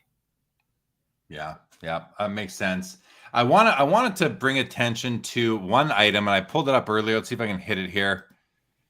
It's the GoBot. So this right here. So I don't know if anyone else watches the History Channel, but there's a series out called The Toys That Built America. And there's an episode, I just watched it 2 nights ago, about the Transformer toys and the race that happened in the 80s between Tonka and who makes Transformers? Is it Hasbro? Hasbro, yeah. Between Tonka and Hasbro. And I only know Tonka for GoBots because it's right here in front of me. But did you guys know that Tonka, when coming up with the GoBots product line, they almost used the word Transformers, but they decided it wasn't good enough and then with GoBots instead? And then Hasbro used Transformers and took it to the moon? No, I had no idea. First time I'm hearing that. That's well, listen, I'm going by what I saw in the show, but I would recommend people, first of all, the Toys That Built America is an amazing series. I've enjoyed all the episodes. There's the Food That Built America. Now they just came out with the Mega Brands That Built America. I watched the FedEx and UPS episode last night, but there is really good information in these programs. And I mean, I didn't know before that, I wasn't sure if a GoBot was a transformer or not. And now I know. And Mark, you have a GoBot in the auction tonight, but you only have one. You've got like 35 transformers and one GoBot. Do either of you guys know, like, is there a community that is looking to collect GoBots as well as transformers? Like, is it one or the other? How does that interplay? Yeah, if I could take this one, Mark. So there are, okay, so when Transformers came out in 1984, that star screen that we were looking at, that was like $17.55. Whereas this GoBot, when it came out, what year was it? 1984 as well. Yeah, I think, does it have a sticker price on it? It was probably like $3.99. So when you're sitting there and you're begging your mom to buy you a toy and you go, oh, I want this jet. And she goes, no. How about this jet? So we were bought these toys. We bought these toys. We opened them. We played with them. We tore them open. This is, I guess you can consider this like the knockoff Transformer, even though it almost came out before Transformers. We all had them. We all played with them. In addition to the Transformers, there is definitely a community. There's Facebook websites. There's Facebook communities built around GoBots. It had a good cartoon, also a good following from that as well. Again, anything nostalgic, anything from the 80s, anything from your childhood that brings back a memory. If you could find that thing, like the other day, I came across some Mad Balls that were still mint on card, and a friend of mine was like, "Oh my God, that's the one I had, the furry linebacker dude." I'm like, "Yeah, I'll grab it for you, no big deal." And I shipped it to him, and now he's got it in a piece of acrylic in his toy room on his toy shelf. Like, my mom bought me that. I played with that. I remember playing with that. Having that now, it's one of those check boxes. This GoBot Leader 1, this is actually the He-Man equivalent of the GoBots in the GoBot toy line. Great piece. I didn't, all the things I was looking at, I skipped up right over that one. I wish I would have got a bid in during normal bidding. I love Good Guy, Bad Guy from every toy line in the 80s. Well, as per the History Channel, GoBots did precede Transformers. So, to say it's sort of a knockoff, I know you use that term somewhat loosely. I don't think that's the case from what I learned. Mark, anything to add, or any item you'd like us to go look at? I mean, the GoBot came to us. I think it's the very first one that we've offered in any auction. And I didn't really know what to expect, and it's done really, really well. I think I don't know the market that well for GoBots, but the guys that follow our auctions, they're familiar with all this stuff. So something catches their eye, they're going to bid. And now that episode came out on the History Channel, it's literally brand new this week on the History Channel. It was about, they spent a lot of time talking about Tonka and GoBots, and the race to that market, which was the transforming toy, was all the rage in those years. And maybe that'll help bring some more attention to GoBots. And this item, Gary might have, and others might have missed out, not realizing that, hey, there's a spotlight on GoBots right now. Could end up producing some better results. Definitely. Let's take a look at some of the Star Wars activity and see how that's going, Jeremy. Just pull up that category. Let's refresh recent bids first and then do that. Is that okay, Mark? Sure. All right. So we are going to Han Solo followed by the superpowers is where we're leaving off. Let's see where they are now. Oh, wow. Okay. Those aren't them. So it started to mix up a bit. Did I pass Han Solo? Oh, here he is right here. So since Han Solo, we've had bids on several items. There could have been even more. But iPhone, Masters of the Universe, the Turtles right there, the news van, that's so cool, up to $3,137. Kobe Bryant has jumped up to $200. Cobra Enemy here, the Cobra Fang, the Bazooka. Okay, so that's what's most recent. Mark, you wanted to go look at, what did you say? Star Wars. Star Wars. Yeah, let's take a look and see some of that activity. I'm going to leave that where it was so we can come back to where we left off. I'm just going to close a bunch of these extra windows quickly. And let's look at Star Wars now by, how do you want to organize this? By lot number? We can just start going down by lot numbers. Lot number 1, I mean, there's so much value in that whole top row. I mean, okay, so here's what I know about lot number 1. Collector in Dallas specializes in kind of prototype figures, and people know to go to him for that. He has a lot of Ninja Turtles, and in fact, when I first started collecting, I bought a Soundwave from him, which is a Transformer. So he has all kind of stuff, but he was offered $60,000 for lot number 1, turned it down. We're at like 20-ish with the buyer's premium. Number 37, the trio of double telescoping, all of them together, all of them encased together. They're graded separately within between a CAS 80 to a CAS 80 plus. So each one of them have a strong grade of at least an 80. Like I said, just the Ben Kenobi in March sold for like $25,000 in an 80 plus at auction. So since that had one bid on it and we're already past extended bidding, it's over. That's it. That item is sold. So someone got a steal. Someone got a steal for that. But yeah, that's a great item. A trio of all of them together, because everybody, especially if you're getting into loose figures and you want the best of the best in loose, everybody wants the double telescoping variety. And Jeremy, that's the saber, like it extends an extra ring, I guess, and that's what makes it so collectible. Super, super rare. Lot 38. This is like the first Star Wars toy. So the toys weren't ready for Christmas 1977. So for Christmas, they put out like an envelope with a redemption in it, and you would send in the envelope and you would receive this, basically this back in the mail. You see the mailer box with the tray. It's got the tray inside. Inside the tray has the 4 action figures. These are like the first Star Wars toys. And then this was complete. This is everything that came inside the box.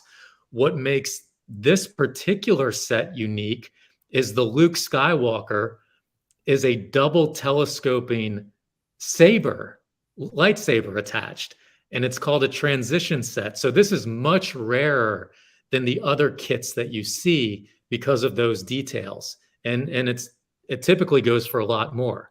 So it's one to pay attention to. It looked like it was really low in price compared to what we were expecting. So that one's I just want to mention, Mark, that on the Toys That Built America series, when they talk about the Star Wars figures, that episode, they basically tell the story you just told about the redemption on these because they were not ready in time. So you're telling that, and I'm like, yeah, I know that. I've seen that on TV, but I saw that on that series as well, that exact story. So I'm glad that that it's all consistent.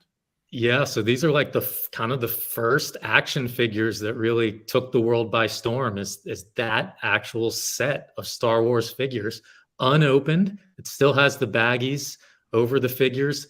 Again, the Luke Skywalker is the rare double telescoping figure, and it's the transitional kit, which makes it rare. And then the last one, this is the Darth Vader TIE Fighter. One of the early vehicles from 1978. Very, very, very rare in factory sealed condition. The last one that came to market in AFA 85 was in 2019, and it went for close to $20,000. It went for 19,000 and change. We're now 4 years later, and this is the first one that's come up in 4 years. So, you know, everybody that's wanted one, this is kind of like your only opportunity to get the factory sealed and in high grade, the red label. Amazing. Mm-hmm. And now Anything we have everything from the cereal to the classic Boba Fett, the one that everybody wants. This Boba Fett, I took a good look at it. It's a really, really good example. There's no price tag sticker. It's unpunched. The card is so clean. Like, look how nice this one looks. You know, I see these from time to time, but this one, the way the action figure stands straight ahead with the weapon still attached to the side of the bubble. It's attached by the original tape and hasn't fallen to the bottom. This is such a good example of this Boba Fett. Yeah, this is a perfect example of what they call case fresh, right? You can tell that it's never been put on a peg because it is still unpunched. So it must have come out of a brand new open box of like 6 or 12 of them, and probably sent right in to get graded. Now, that's a beautiful example. And you want to tell everybody why everybody wants this version of Boba Fett? Isn't this the earliest release Boba Fett, the 21 back? So they have 21 back A and 21 back B. I think the B is second. The A is like super, super rare. The ones that I usually see are the B, but this is like one of the most popular Star Wars action figures. People just love Boba Fett, and he's got the Book of Boba Fett, you know, series, and Disney's done a lot, so it's really kept it in the public conscious, in their consciousness. But yeah, this one's a super clean example. It's so nice. What were you thinking, Gary? I'm thinking that if I have lists. I make lists all the time. I have a list of Star Wars figures that if I were to start collecting Star Wars, which first 12 would I get? And you would think that the first 12 would be the first 12 released, but that's not true. There's a couple of those that don't make my list. However, Boba Fett does, and it's this particular version of him that I would want. It is the 21 back. That's the piece that I would want in my personal collection. It's so rare though to see them, like, usually the Boba Fett action figures like off to the side, his head is turned.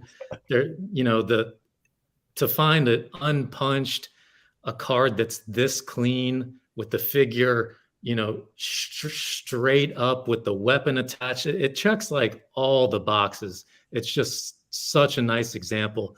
The bubble itself is clear. There's no dents. There's no dings. I think there's like a tiny. Did the bubble grade an 80? I want to say it graded an 80 for the subgrade. Yeah. The bubble grade an 80, and man, they were tough on this. It's like the tiniest, maybe like where his head is, there's like a slight, I think we have multiple pictures. If we could get one from over the top of it.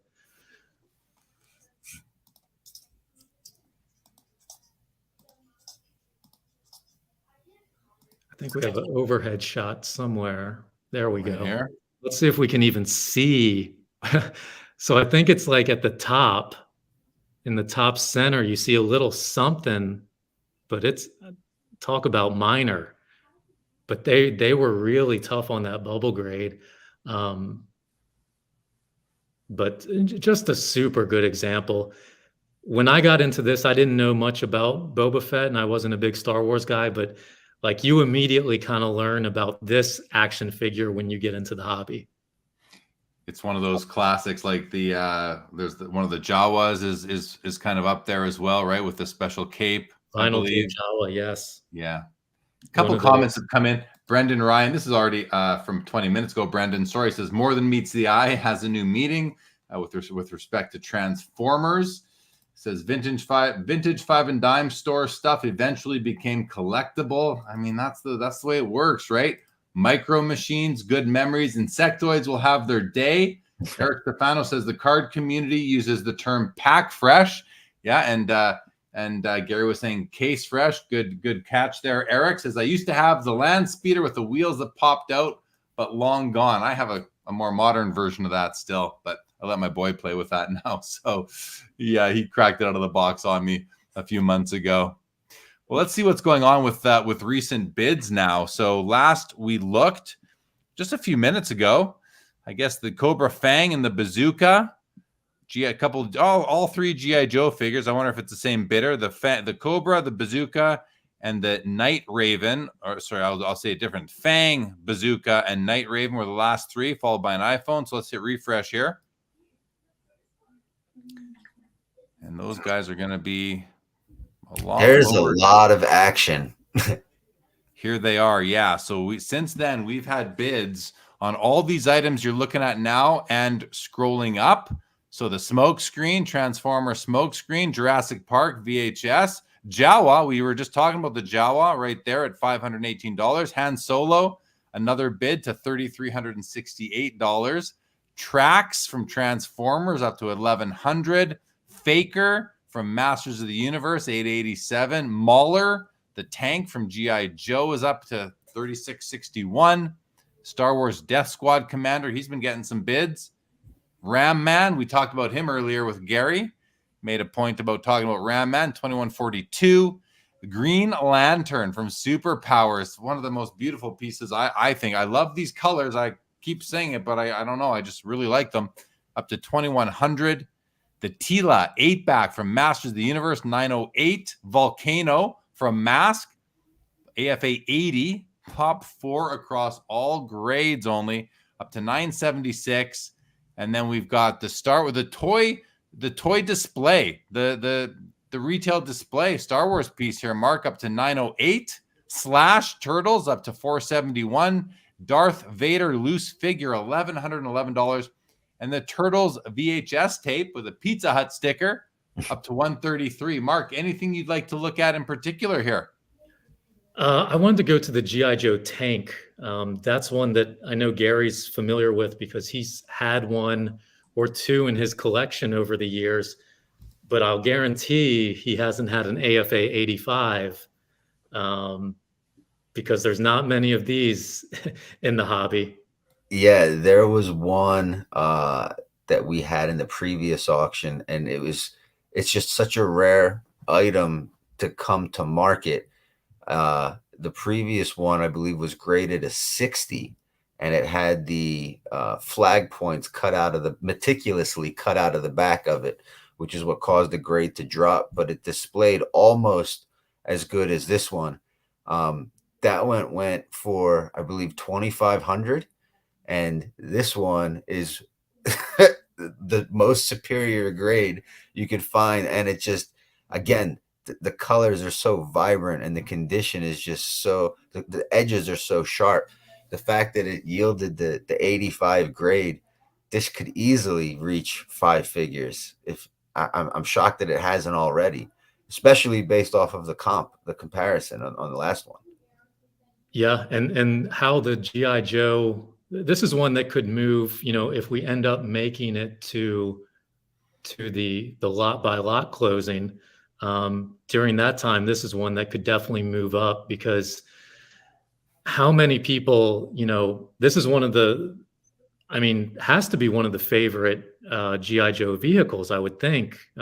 Gary could speak to that because he's been a G.I. Joe collector, got out of it, got back into it. He can't pull himself away from it. But I remember this being one of your keys, Gary. This, the Cobra Rattler. Some of these in this auction are just cornerstone pieces. Yeah, the MBT, the Mauler itself, the figure, he's got a microphone that hangs out of his mouth. And just to find that figure with the microphone, I'm not even going to joke around. It could be anywhere from $200 to $400 just for the mic, not even for the rest of the figure. Then you add in the rest of the figure and his weapon, and then the vehicle, and then the instructions, and then you put it all together and you have it a sealed specimen. I mean, when you break it down granularly,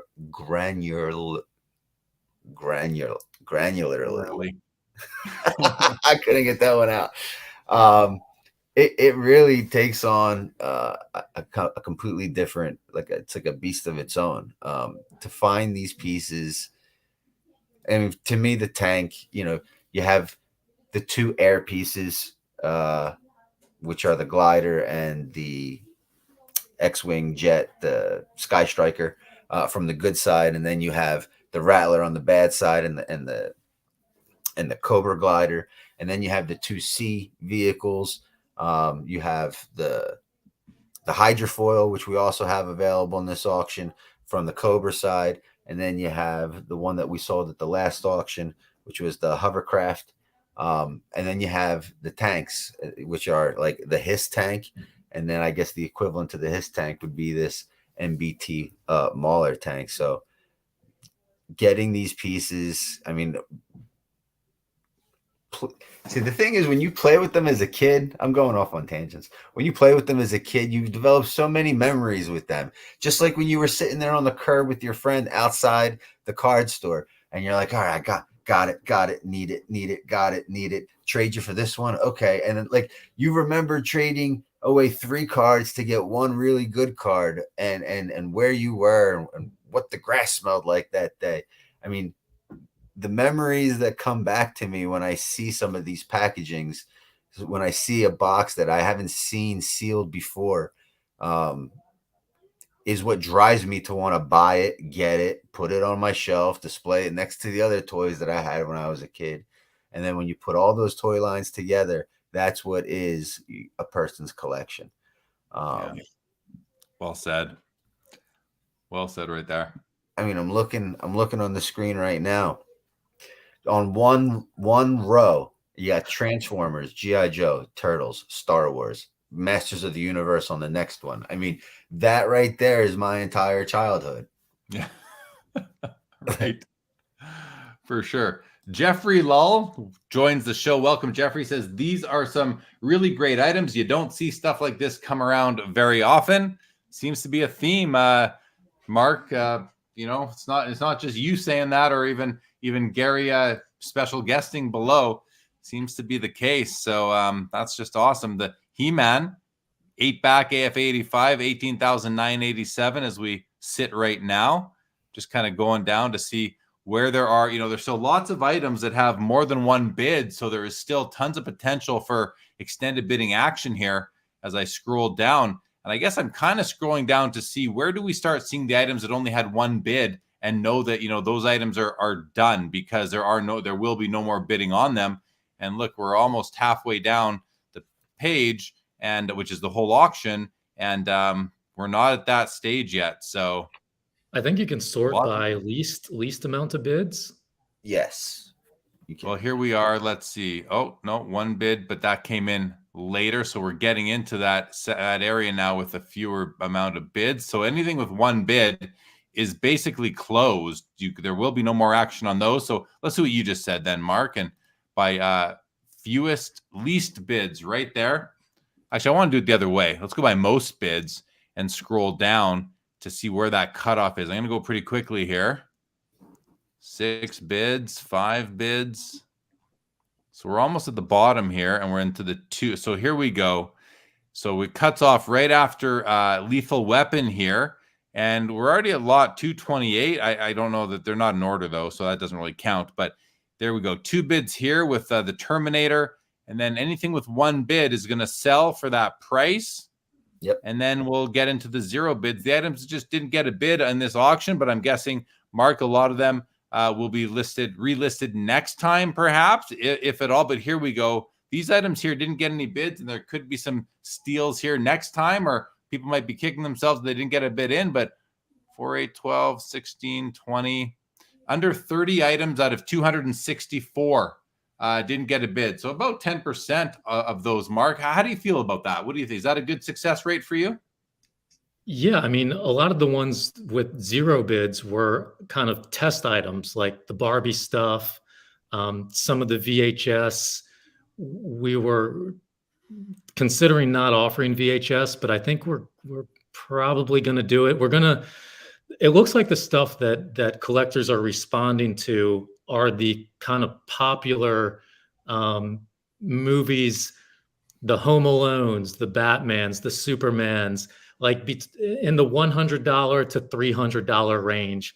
The stuff outside of the $300 range, it looks like there's not a lot of activity for that, for the VHS stuff. So that's something we may consider doing away with. The Barbies and Beanie Babies was a shot in the dark to see if there was any crossover there. Some of them did get bids, so that's interesting.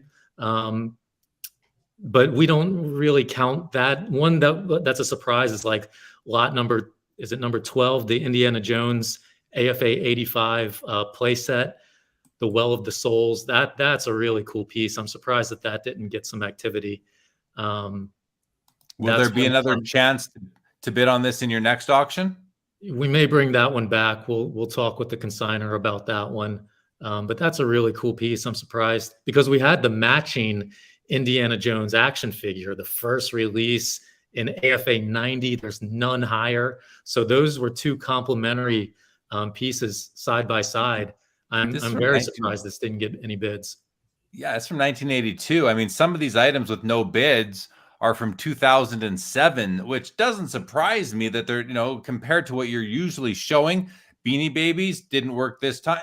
Excuse me. May next time. You never know, with some additional Beanie Baby. There's still a culture out there. I mean, it's a lot smaller than it once was. It's probably 1%, if not less than what it was back when Beanie Babies were all the rage. But there are still people out there that are collecting those, is my understanding. So yeah, it looks like what didn't get bids were new categories for you. That's great to see that it wasn't stuff that you actually focus on quite a bit. There's a couple you do that didn't, like these two VHS tapes, Andre the Giant. Oh, but it was a starting bid of $2,500, and it's a lot of money. I don't know if it's too much for that item, but it was for the people who are browsing through the auction this month anyway. But I think it's a really good rate overall. I want to say hello to Apple Track in the chat. Welcome to the show. Says the Apple items are dope this time around. I mean, yeah, between the iPod and the 20-year award and all the versions of the phone, Apple Track, welcome to the show. Vintage card collector observes that Beanie Babies are still dead. What do you think about that, Mark? Are they truly dead, or is there potentially a few more people out there still collecting them? I don't know too much about them, but I know there's been a documentary on them within the last year or two, I believe, on maybe it was HBO or Showtime. And then I know King of Collectibles had a little segment on Beanie Babies, and it was a theme throughout. So we thought maybe we'd give it a try, but not too much of a response. We didn't have too many. I think we had 4 or 5 or 6. But it is what it is. Well, it is Hall of Justice with 2 bids. Gary, let us know how your time is. If you need to drop off and focus on your own shopping tonight, just let us know. But I definitely don't want you to just drop without thanking you for coming on. It's just been so great having you, man. So I want to thank you for that. Way to blow up my spot, Jeremy. Yeah, no, I definitely want to be able to participate and get a few bids in and really start to monitor a few more pieces as we get into, I guess, what I would call the witching hour here. The last hour of extended bidding going into extended bidding. if we even get there. So I need to get a couple of bids on a couple of items in before I'm left out in the dark looking in. But thank you so much for having me. It's always fun to come out, and I love talking about toys. It's obviously a passion of mine, and you're a great host, and Mark's a great guy, and I appreciate the opportunity. So thank you all for having me, and I hope everybody does well. Thanks a lot, Gary. Appreciate it, and my apologies. Thank you. Good luck, pal. All right. Thanks, Gary. Great to have Gary. And definitely Mark, hope that he's able and willing and able to join us again on future episodes and LCG auctions. Yeah, maybe he'll even, if we make it to the next period, maybe he'll drop back. We'll see. Well, yeah, he's actually still lingering. So Gary, feel free to. You have the link. You're welcome back if we're still running. Definitely. One that I thought was really cool, Jeremy, that I remember well is Lot 63, the Ultimate Warrior championship belt. I remember as kids we used to wrestle, and we used to wear the belt, and what we used to do, Jeremy, we used to take grocery bags and we'd cut the bottom out of the grocery bag and we'd put the top on, and it would be like a tank top. And Hulk Hogan used to rip his shirt, and we used to rip the grocery bag like a shirt and wear this exact belt. It was all kind of fun. So seeing this, like, I didn't even remember what the box looked like, had no idea. So to see it was really cool. And let's just take a look at the piece here. It's graded. Let's hone in on the grading label. Yeah, an AFA 80. AFA 80 red label means it's factory sealed, it's tape sealed. It's a super condition sensitive item. I think a lot of the bigger WWF Hasbro items were I mean, I rarely see them in AFA 85 condition.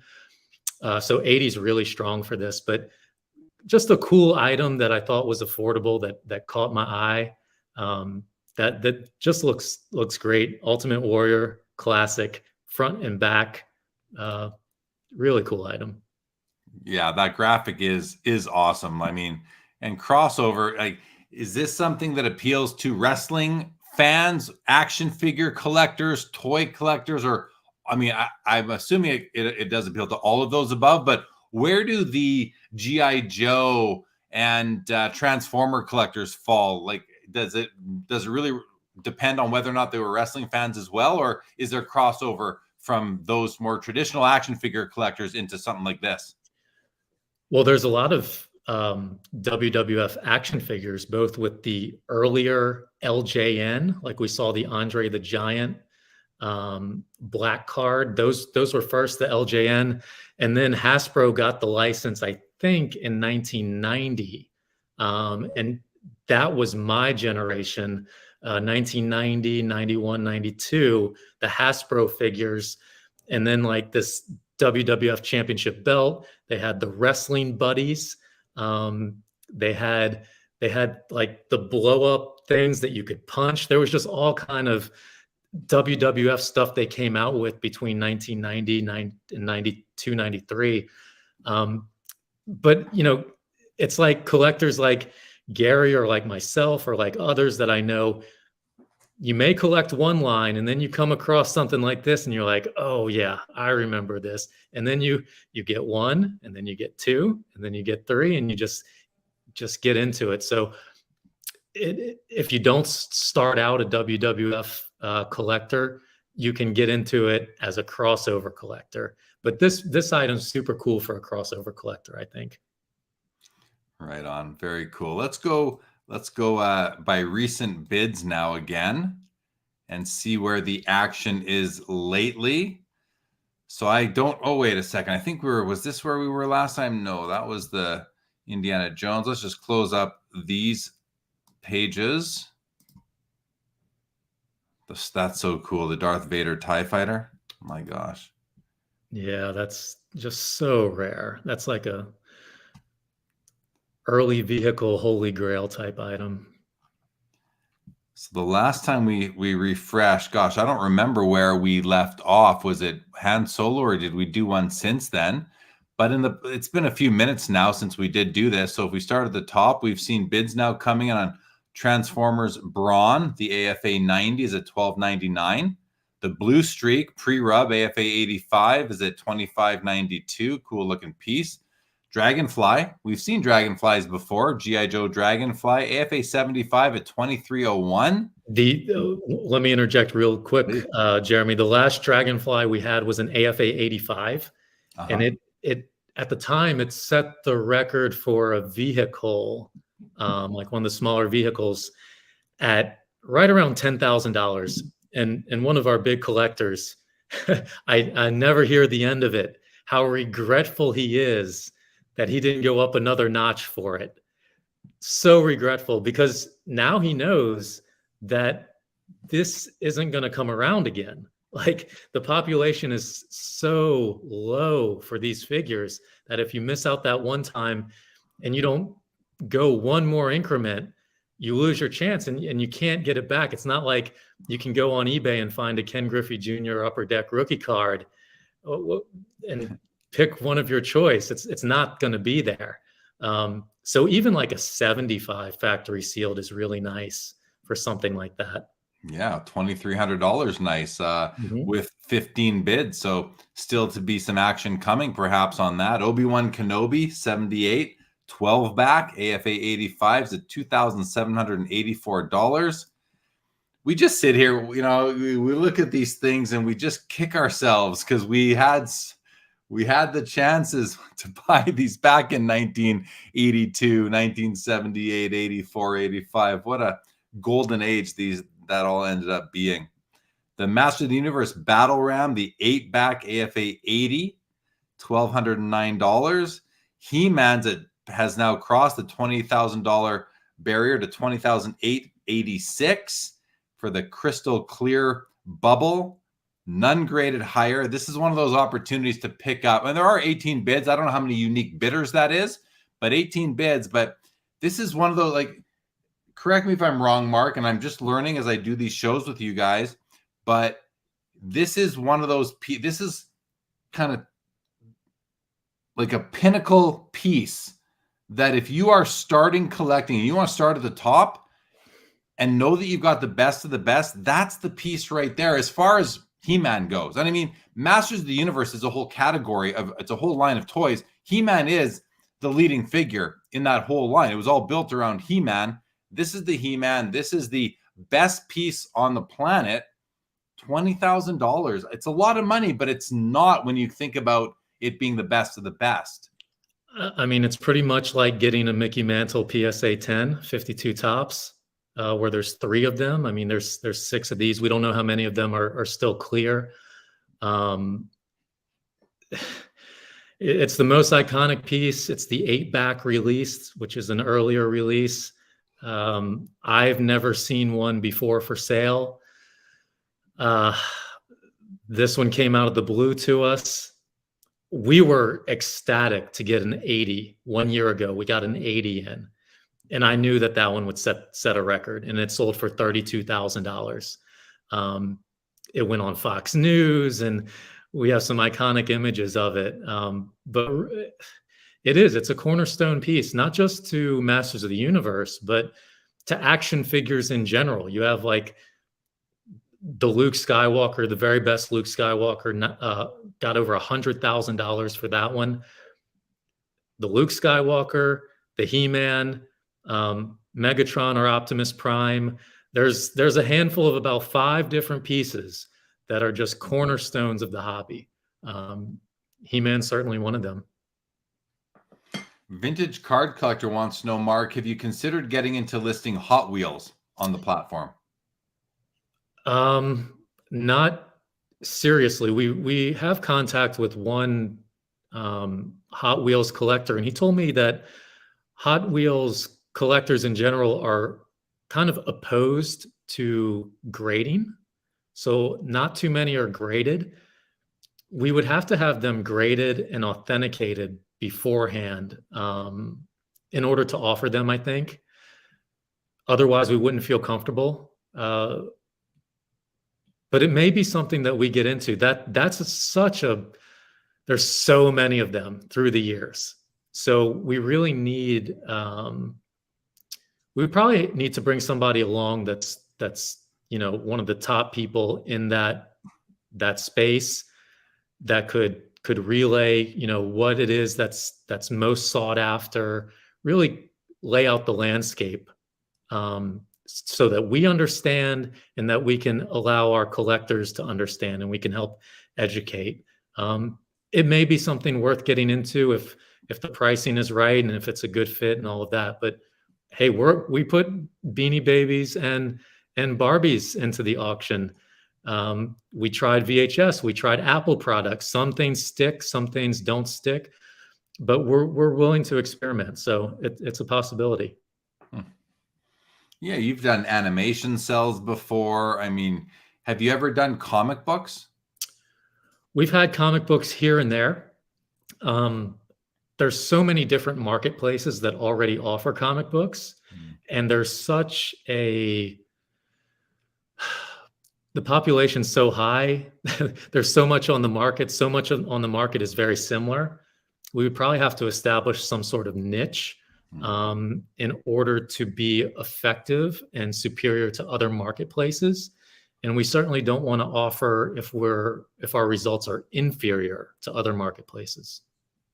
That's fair. I mean, it seems to me the brand you're building here is the premium items within the categories, as it says on the screen under the best of the best. I mean, that's really what I'm understanding you are offering here, auction after auction. Now you're doing 4 auctions a year. Is that right?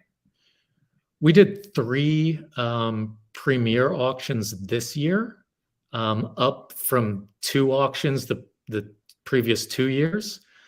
Maybe we can do 4. I mean, a lot of it's based on inventory, sourcing these items, which is no easy task. They're sourced from all over the world. It's quite difficult putting these auctions on.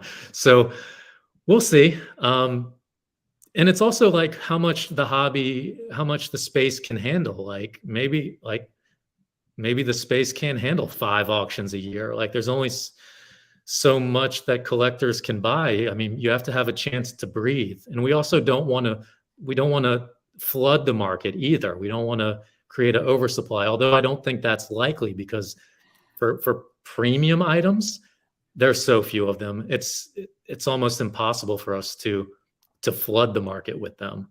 It seems like the more auctions you do, the lower you're going to have to lower the bar, lower and lower, because otherwise you just won't have the inventory. So if LCG wants to maintain its reputation as really bringing the finest items to auction, you're just going to have to, I feel like, and I'm not, I'm not like there's a strategy session, but you're just going to have an auction when you have a minimum amount of lots to make an auction worthwhile. And I don't know what that number is, but this is a good auction, 264 lots. Yeah, this is our biggest one in terms of number of items. I think our last auction was around 150, and that auction had tremendous results. It was our best auction by far. Now, a lot of that was due to the iPhone sale, but we set the record with the highest 80s toy as well, with the Megatron, $57,000. As long as we have 100 nice items, we can put an auction together. I think that's kind of the key number. And as long as we have at least 12 platinum lots, I think it's worth doing. And yeah, we're going to come to a time where the offering is not going to be like this. As much as I'd like to keep building and building and building, I'm aware of the reality of the situation. We're going through a cycle right now where really good items are coming out of the woodwork. All these mask items, the AFA 85, what is it, the Rhino, and the whole Series 1 collection and first release, like it took like a decade to build that collection. That came from one consignor from the West Coast. Look at this piece. Yeah, like to put all these together is impossible. I mean, it's like a once in 5 or 10 years where you have somebody consign a collection like that. So I'm aware of the reality of it, and we're going through a cycle.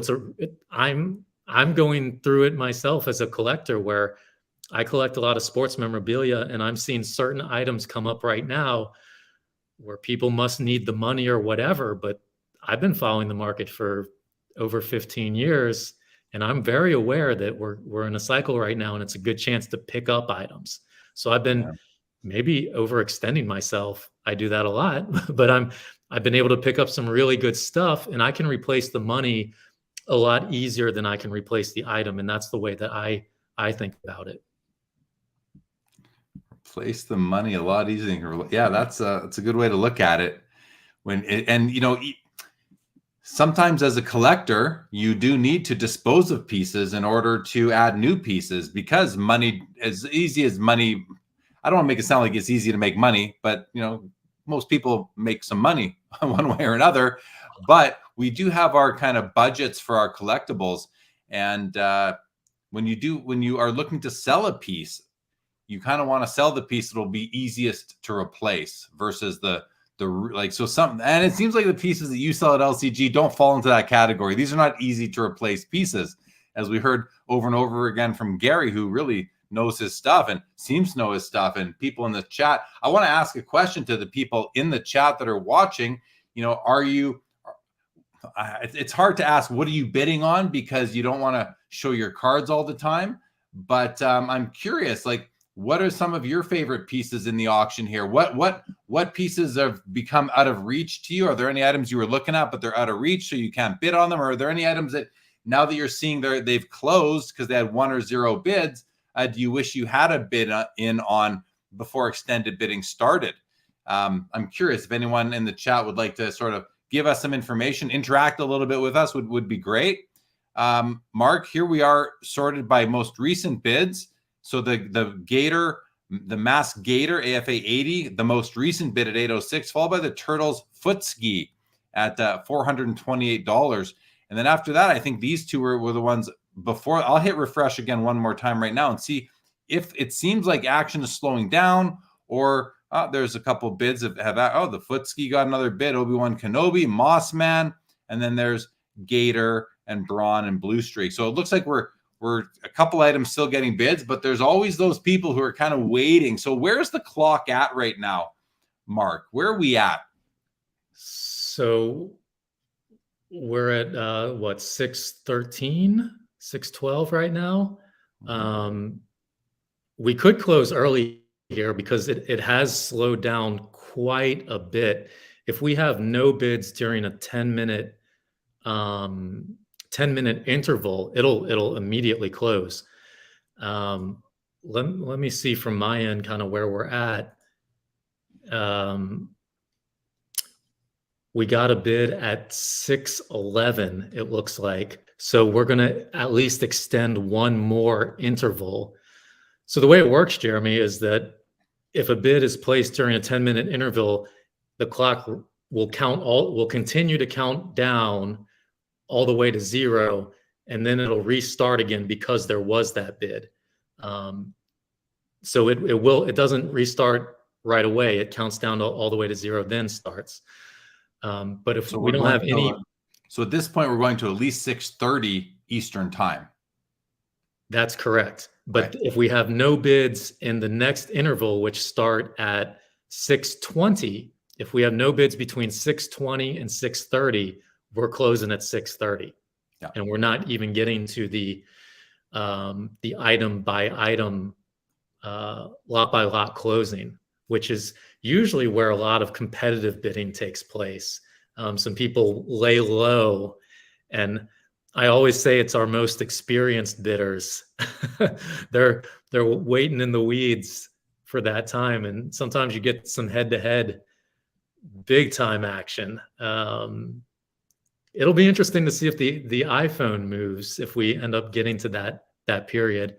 We haven't had one close early, but we've been very, very close sometimes, and this one's looking like it could be pretty close because we have slowed down. No bids in the last 4 or 5 minutes here. Yeah, I just hit refresh again. Turtle's foot ski. But I mean, if your strategy is to wait out the enemy, and then you're going to maybe put in your bid at the very beginning of a window or the very end of a window to cause the extension and to cause some your opposing bidders to just get tired of the whole process and say, okay, I'm done. I don't want to wait the extra time. Have you thought about shortening these 10-minute windows at a certain point from, say, 10 minutes to 5? And I'm just putting it out there for discussion, maybe after the first hour of extended, to shortening those windows? We actually have shortened it. I believe we started out at a 20-minute interval in our first few auctions. Now, back then we had less registered users, and we actually did not have a lot by lot closing period. It was a hard close. So once everybody tapped out for a 20-minute period, it would end. But I think we went like 5 hours or something, 5 or 6 hours, and it was a bit much. So we're like, okay, well, let's try this lot by lot close, like this additional period where we could close it lot by lot. And we introduced that, and I think that's kind of been a good closing. And we also, on top of that, we reduced it from 20 minutes to 10-minute intervals. A lot of it has to do with how many registered users you have, how many items are in the auction. There's all kind of moving parts to the setup here. So it's not something that's one size fits all kind of thing. For sure. Orlando, a collector's dream, has just joined us. Welcome, Orlando. Some interesting stuff here tonight on the channel with LCG. So we've been covering a lot of just really neat pieces. I'm going to do a new sort now, Mark. We know that the most recent bid came in on a lot number 114, followed by 178. But let's search by highest price, and let's look at some of the real featured items here that there's still potential for more bidding in extended. Starting with the premier item, really, is this factory sealed first released 4 GB iPhone. No bids in the last while, but it's sitting at just over $111,000. And all these numbers are all these prices are before the buyer's premium, which is added on at the end. Item number 2, the other kind of really cool iPhone that's being offered, was this uncirculated, the shipping case sealed iPhone. Now the shipping case has been opened. Mark actually joined one of the Apple channel, Apple Insider. Apple Insider. Thank you. The Apple Insider channel. I believe the gentleman's name was Andrew on there. You joined him a couple days ago and actually opened this thing live on the Apple Insider YouTube channel. I watched that. It was very cool. Just to ensure that the item was in there. They did not open the Apple iPhone itself, but they opened the shipping package, and pictures are added in there. Anyway, that's up to $31,386. I think my favorite item considering both, beauty, collectability, and investment potential for me would be this He-Man piece right here. Not to take anything away from the iPhones, but this He-Man, I feel, is like the best He-Man piece there is for me. I know there are more valuable pieces, most likely. I feel there I don't know. I shouldn't say I know that. I think there might be, but this is like, I just love this piece, Mark. I just love it. Yeah, there's some Masters of the Universe gift sets that have like basically 2 figures and Battle Cat or something like that in the same box. And I know some of those have sold for $35,000, $40,000 3 years ago, 4 years ago, 5 years ago. But those are way more niche, which is tougher for like new collectors to identify with. But something like this He-Man, it's everybody knows it, everybody recognizes it. It's just such a good example. It's one that's instantly recognizable. So I think it's very appealing to new collectors and, people that want to park some collectible investment money in. I don't want to give anybody advice for that. I think you should buy stuff because you like it, and it speaks to you and you can afford it. if you buy this and you try to flip it within the next 6 months, you're going to lose money on it. I mean, unless the market just takes off like a rocket, which is unlikely. That's just not the right strategy when you buy something like that. And I have items like this myself, sports items. The rule of thumb is to hold it for 5 years or more. I know Jeremy has done very well for himself with some of the PSA 10 basketball cards that he's had, where he bought them years ago and he held on to them for a while. And when he decided to sell, it was years later. Had he sold them right away, he would have broke even, maybe lost a little, maybe made a tiny bit. But the fact that he held them, the market matured. And I think this market's going to mature. It has over the years. It has a history of doing so. The VHS market, we don't know quite as much about. The iPhone market is more speculative. The video game market is more speculative.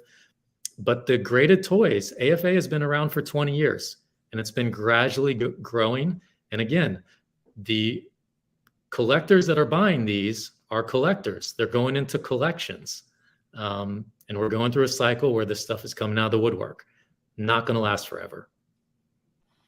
Yeah, I think that's really important stuff you just said there. We did see a bid come in on the 12-inch Boba Fett up to 1,074. I think that got in before the new window started.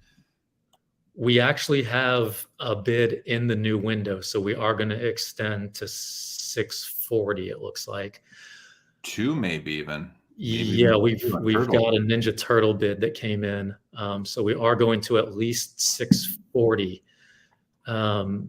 So lot number 167, the Boba Fett, the 12-inch. I think that most recently sold for like over $4,000 in another auction. So somebody's if this doesn't move much, look, what makes these auctions great is that there's a mix of value buys, items that are at what we consider market price, and then there's record setters. There's like, you have all of it, and you have collectors that are looking to make the value buys, then others that are going for big pieces that are going to set records because you never see them. So there's something for everybody. And those that consign, the smart ones, the smartest ones that have been around the block, they usually send in between 5 and 15 items, because 1, 2, 3 may be a grand slam. And that's what you're looking for as a consigner. Mm-hmm. For sure. Yeah, this Boba Fett is a cool piece, and it's a piece that just display, they all display nicely, but the 12-inch figures, it's that much, there's just that much more to them. Look at every panel of this thing. Like the back is great. The sides are great. Look at that. Yeah, they were made so well back then, and just the way the box was designed. And this is a really big piece. I mean, this could be like the centerpiece of somebody's display, or they have like the big one and then they have the smaller ones in front of this or on the side of it. Yeah. Really cool. Really is. It really is cool. And this one was recently graded, so the case is brand new. The acrylic case is brand new, no scratches, just freshly graded.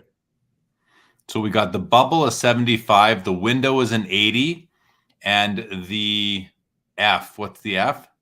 So the B actually stands for box. Oh, the box. Okay. Yeah, the F is the figure. The box. The F is the figure. Correct. This one, there's no bubble because the window is the acrylic piece, being right. And the window here is clear. It hasn't yellowed, which is really nice. Makes for a much better display. The box is the lower grade on this, but I mean, these boxes are so big, they're gonna get a little wear on them, right?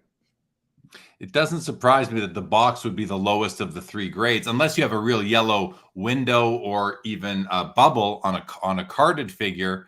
That the box and the card are going to be the two, because they are the ones that are really in contact with everything else, shipping containers, people's hands, kids looking at them off the shelves at the stores. So that makes sense. Here's a nice carded figure, the Ben Kenobi, $1,429. We've seen some action on that, but the most two recent bids have come in on Teenage Mutant Ninja Turtle items, the foot ski and the Krang. The Krang's up to $389. The foot ski is at $518. Can hit refresh and see if there's been anything else. Oh, lots of bids oh, wow. Okay, all of a sudden somebody woke up and threw in bids on, it could be one or more people. The Transformers Snarl AFA 85 has some action here at $2,092. R2D2 12 back C, this is AFA 80. It's a 32 back sticker, meaning that they put a sticker on top of the cardboard on the back of the card. Is that right, Mark? Let's have a look at it. Yes, the back of the card, the bottom section of the card has that sticker, which makes that one a unique compared to the other 12 backs. That's a sticker that was laid over it before it left the factory, I guess, just to promote additional figures on the back. So you got a ton of figures. You got the whole line above them standing beside each other, and then you got the individual staged photos below with the different colored backgrounds. That's pretty cool. So R2D2 up to $1,330 right there. That's a 12-inch Boba Fett, has had another bid, I believe, to $1,181. Darth Vader loose figure up to $1,344. The early bird mailer, this being really the first Star Wars figures ever released to the public by redemption, by mail-in redemption. And I learned about this not only from Mark, but also by watching the Toys That Built America on the History Channel, talked about that story. This redemption set's up to $6,486. Princess Leia, $5,425. Mark, that's amazing.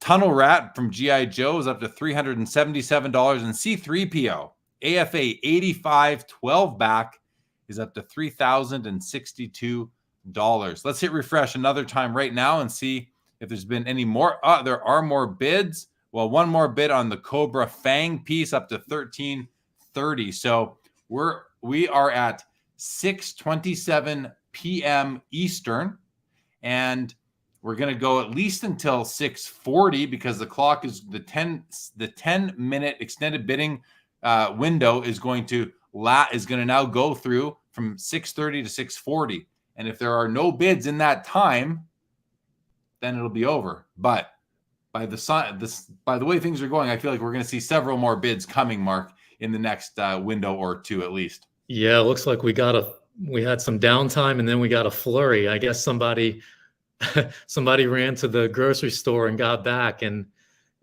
saw they were losing on a few things and fired away. But yeah, that Star Wars transition kit I thought was way underpriced. I think somebody got away with a steal on the three figures with the double telescoping. Considering the Ben Kenobi by itself went for $25,000, that was a steal. But in these auctions, some stuff slips through, and then other stuff sets records. So it's one of those things. Yeah, and that's the thing about comps, whether it's in action figures or sports cards or even real estate. It really just depends on who's interested on that day.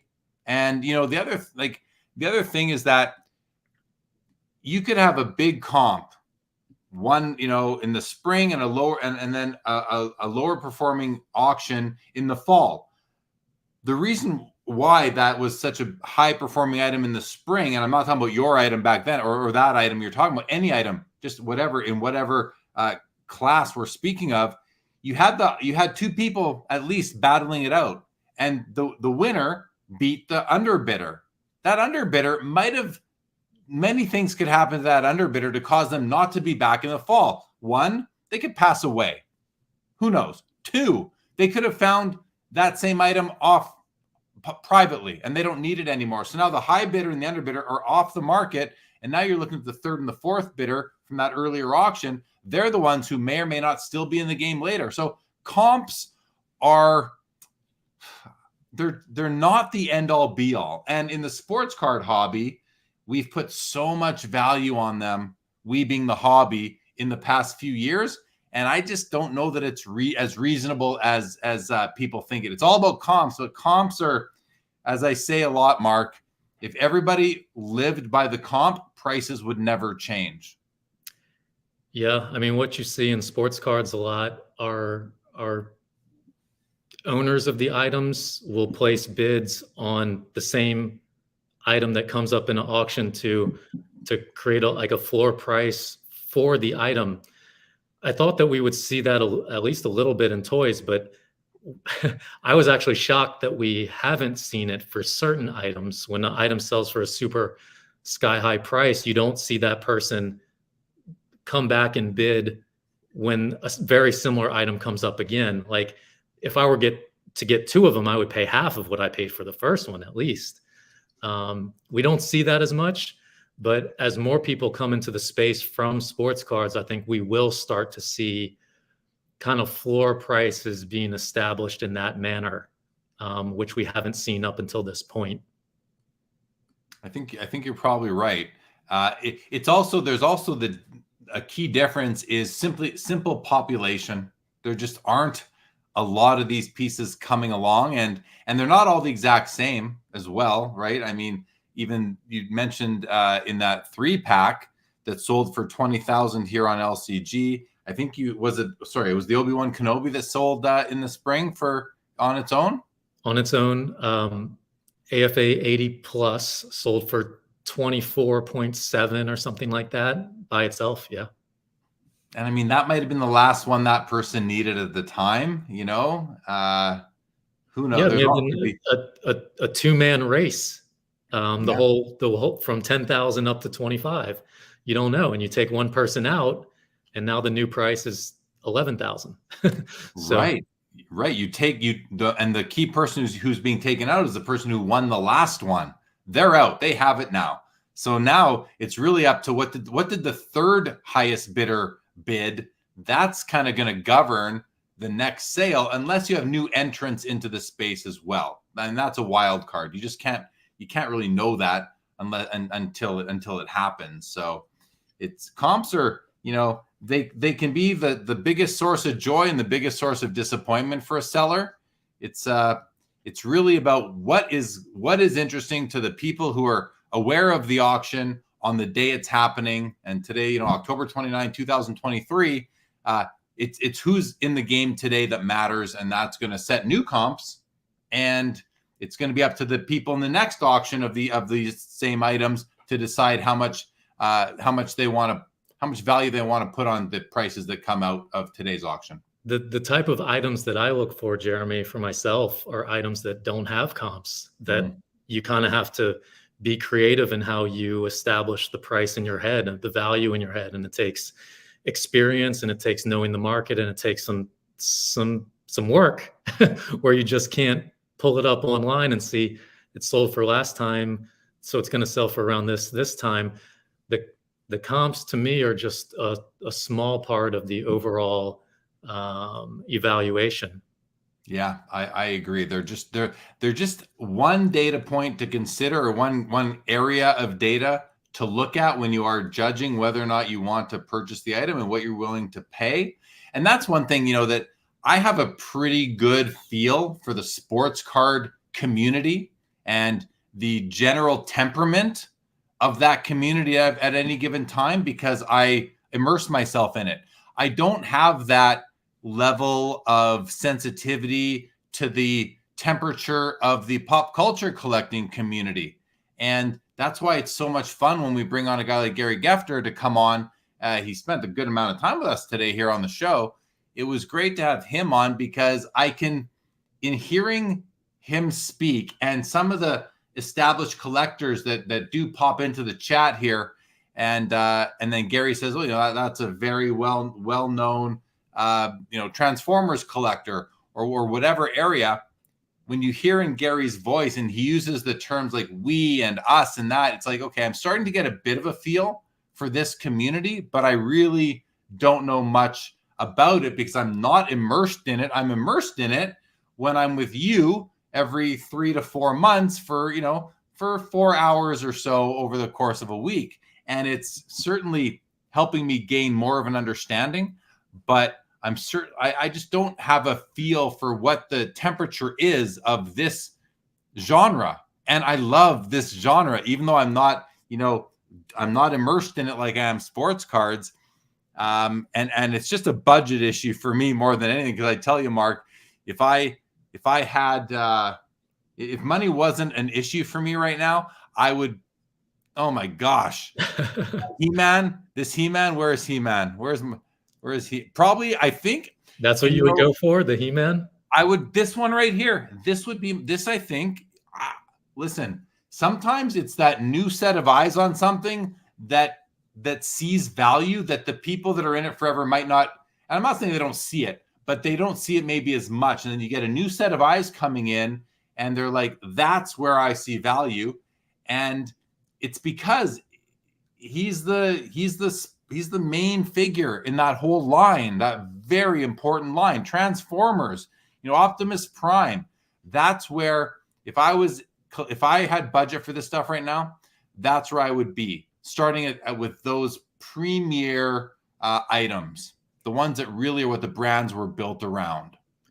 Yeah, and that's what's happened with, like, say, the video game marketplace, where before it exploded, I think the games to get were like the Nintendo World Championship cartridge or something like that. Mm-hmm. And then once, WATA grading came along, and a whole bunch of new collectors / dealers / investors caught wind and started bringing this thing higher and higher and higher, they all went for like the iconic type items that everybody recognizes, like the Mario. And now the Mario games have set the record, by far. Like, it's blown away what the prior Holy Grail item was. So it's interesting how that happens. And it happens in all collectibles where there's a transition. We're seeing a transition with cards too in the last 2 decades, where in the year 2000 or so, the Honus Wagner was king and the Mantle was maybe third. It wasn't ahead of the Wagner or the what's the other one in T2? The Nap Lajoie, that one? No, it's actually the Lajoie was probably ahead of the Mantle too at that time. But there's another one that's escaping my mind. But it was super valuable for many years, and now it's an afterthought to the point where neither of us can think of the name of the card. Right. But and now the Jordan card has crept into the Mount Rushmore, which that was, 20 years ago, that's $1,000 card. So it's like things evolve and things change. Maybe they devolve a bit, Yeah, I think you're right. I think it's rarity isn't the end all be all. There has to be another element of desirability and significance. In hockey, there's, the Honus Wagner of hockey cards is actually this 1923 Patterson card of a player named Bert Corbeau. And no one's heard of Bert Corbeau except for the fact that he has the rarest card from that series from probably pre-war, the whole pre-war era, because that was the card that was short printed so that kids collecting them had to chase it to send the set in to get a pair of skates or a bicycle. It was short printed for that reason. And people still consider that the holy grail of hockey cards. Myself, a lifelong hockey card collector, has never had any interest in it because he was an inconsequential player. I don't care that there's only 60 of them on or what the number's probably far less than that, 15 of them known to man. I don't care. The guy wasn't important to the league. He wasn't important to the sport. So I don't care about that card. Honus Wagner's not the same. Honus Wagner was important. He's in the inaugural Hall of Fame class. But again, it's not just about rarity. It's about importance, and there's aesthetics. Because rarity is one thing, but scarcity is a whole other thing, right? Yes, those are rare items, but they're not scarce. They're not as scarce as they should be, they're not as scarce because people don't care about some of the players some of these items that are just not that desirable, like that Nintendo cartridge that you were talking about. Like, I don't care about that cartridge, and I was an original Nintendo player in the 80s. Right, it's desirable to this diehard group, And then a new group of collectors enters the field, and what they want is different than the old guard. And then the hobby starts to change. The card that escaped both of us, Jeremy, is the Eddie Plank. The Eddie Plank was much more valuable than the Mickey Mantle card through the 90s and maybe the early 2000s as well, and way higher on the hierarchy. And that's changed. Yeah, because Mickey Mantle is more current, more recognizable. Eddie Plank is just a name on a baseball card to a lot of people. Now, I know Eddie Plank wasn't a nobody. I think he was still an important player, but he wasn't as important as Honus Wagner, and certainly not as important as Mickey Mantle. I don't think there's any baseball player ever that's more important than Mickey Mantle. Jackie Robinson is probably up there too, but that's about it. There are other very important players, but those are the guys. I think Mantle is kind of the symbolic face of the hobby, because when kids were opening baseball cards and putting them in their bike spokes or whatever, Mantle was at the peak of his powers, and he was the face because they went to so many World Series for 2 decades. So, those that saw him play as kids then got older and got disposable income, and the hobby blew up. That's who they gravitated towards. Lots of action right now, Mark, as we're having a fun little side conversation here, but lots of action on various items now in the past few minutes here as we're at 6:41 Eastern. Egon Spengler, Real Ghostbusters is over $1,000 now. The Obi-Wan Kenobi, this I believe there was something special. Oh, this is your lot number 1. Yeah. So this has gotten another bid. I think it's been a while since it had a bid, but it's got another bid. Dusty from G.I. Joe, the Technodrome, Teenage Mutant Ninja Turtles has some action as of late, as does General Trag. G.I. Joe Cobra is having some action. Gator out of the Mask line, Darth Vader, loose figure action, and then Luke Skywalker, R2-D2 again, the Stormtrooper, Yoda, Shipwreck from G.I. Joe, as well as Shark, Batman VHS, King Kong Bundy. We're seeing action here, Mark, because last time we looked, I think this set here was in the top row. So we've seen bids in the past 10 minutes on about 20 different items. So 48 and 1 are the last 2 lots to get bids. And let's see if we're still sitting. No, look at that. Even the past minute, we've seen action on Turtles, G.I. Joe, Turtles, and Masters of the Universe, the Battle Cat. Look at that. This piece here. That's a bit. Let's open this thing up. This looks really cool. Haven't looked at this one yet today. So this would be probably 10 times more, 8 to 10 times more, but it actually, the window is damaged on this. If you look like right above his saddle, yeah, that's what happens sometimes with these fragile items. And this one has all kind of points to it, and it went through the window. So it's in the item description, it's in the photos, and collectors are aware, and that's why it's only $560. But it's an 8-back, which is the first release. Super cool piece, and it displays really well. Like, you didn't even notice the window when you first looked at it, no. Jeremy. Like, it still makes for a great display piece. Just to get this graded, by the way, would be something like $225. Oh, wow. Yeah. Wow. Just to get it graded, huh? Y means yellow? Y means yellow. So the window on it it's kind of slight. It's hard to tell on this one, but it is tinted yellow. Yeah, if you were to hold the window, like put a white piece of paper behind it, you could tell that it's definitely tinted. It's not terrible, and doesn't affect it affects some pieces more than others.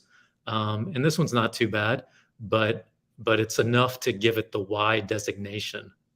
Yeah, you can sort of see it right there. Yeah. Remember last time, I think we looked at one of the gift sets where it was actually assigned a Y, and we have the photos of it, where it's quite a curious Y designation because the window is clear. Let's go to that one. That'll be Masters of the Universe. It should be one of the top items. It's one of the platinum lots. In the last month's auction, No, in this auction, in our last our auction preview, we talked about it. Sure. Okay. We haven't touched on it. It's the Hordak Grizzlor gift set. And the gift set, I wish Gary was here to help talk us through the gift sets, because for the hardcore Masters of the Universe collectors, the gift sets are like the things to get. But it's there it is, the Hordak Grizzlor. This window is assigned a Y. If we scroll through, we're going to see some photos that we purposefully put up here. And we put them up on both sides so you can tell without a shadow of a doubt that I think the Y designation is erroneous. That looks pretty good to me there from that angle. We have even better pictures than that. Right here. Yeah, so we have it. I mean, look at it again. You can see the white background in the corner of it. I mean, right there, I don't believe that to be yellow.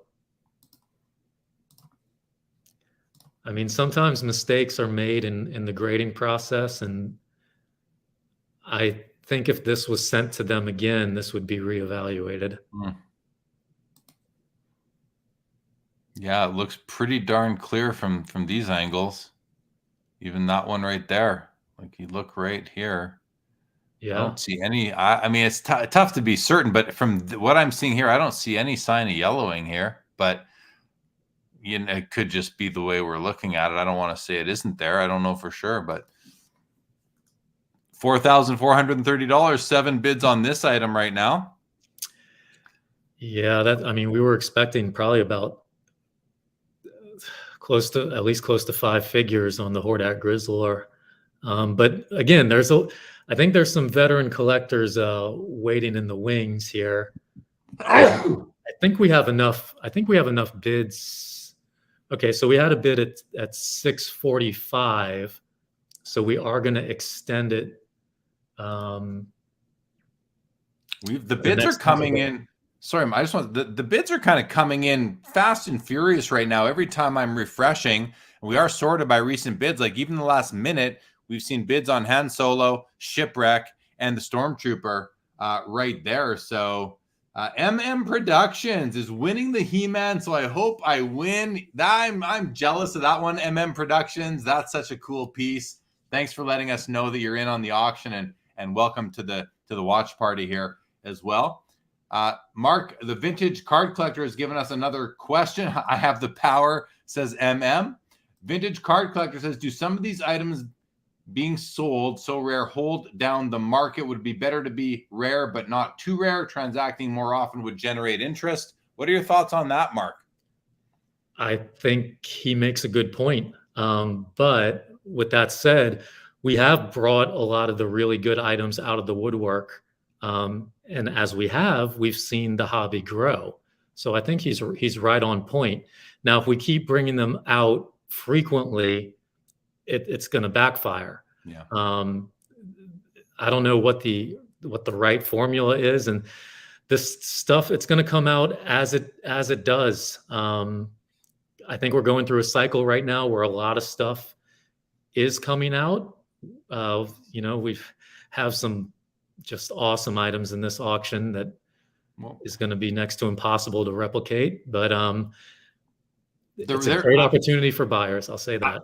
Yeah, I don't think there is the right formula. I think the formula is you run an auction when you have the inventory, and the market will bear what it does. You can't control that. You can't control the bidders. You can't control the inventory flow. It's a niche market, and there's not a lot. Again, there's not a lot of inventory out there, so it doesn't. It is what it is on any given day, and as long as there's a collector base, there will be interest. But I don't know, like the would it be the part of the question where Vintage says, would it be better to be rare but not too rare? It's a hypothetical. And I think I think you're right. I think he makes a good point, and that's probably correct.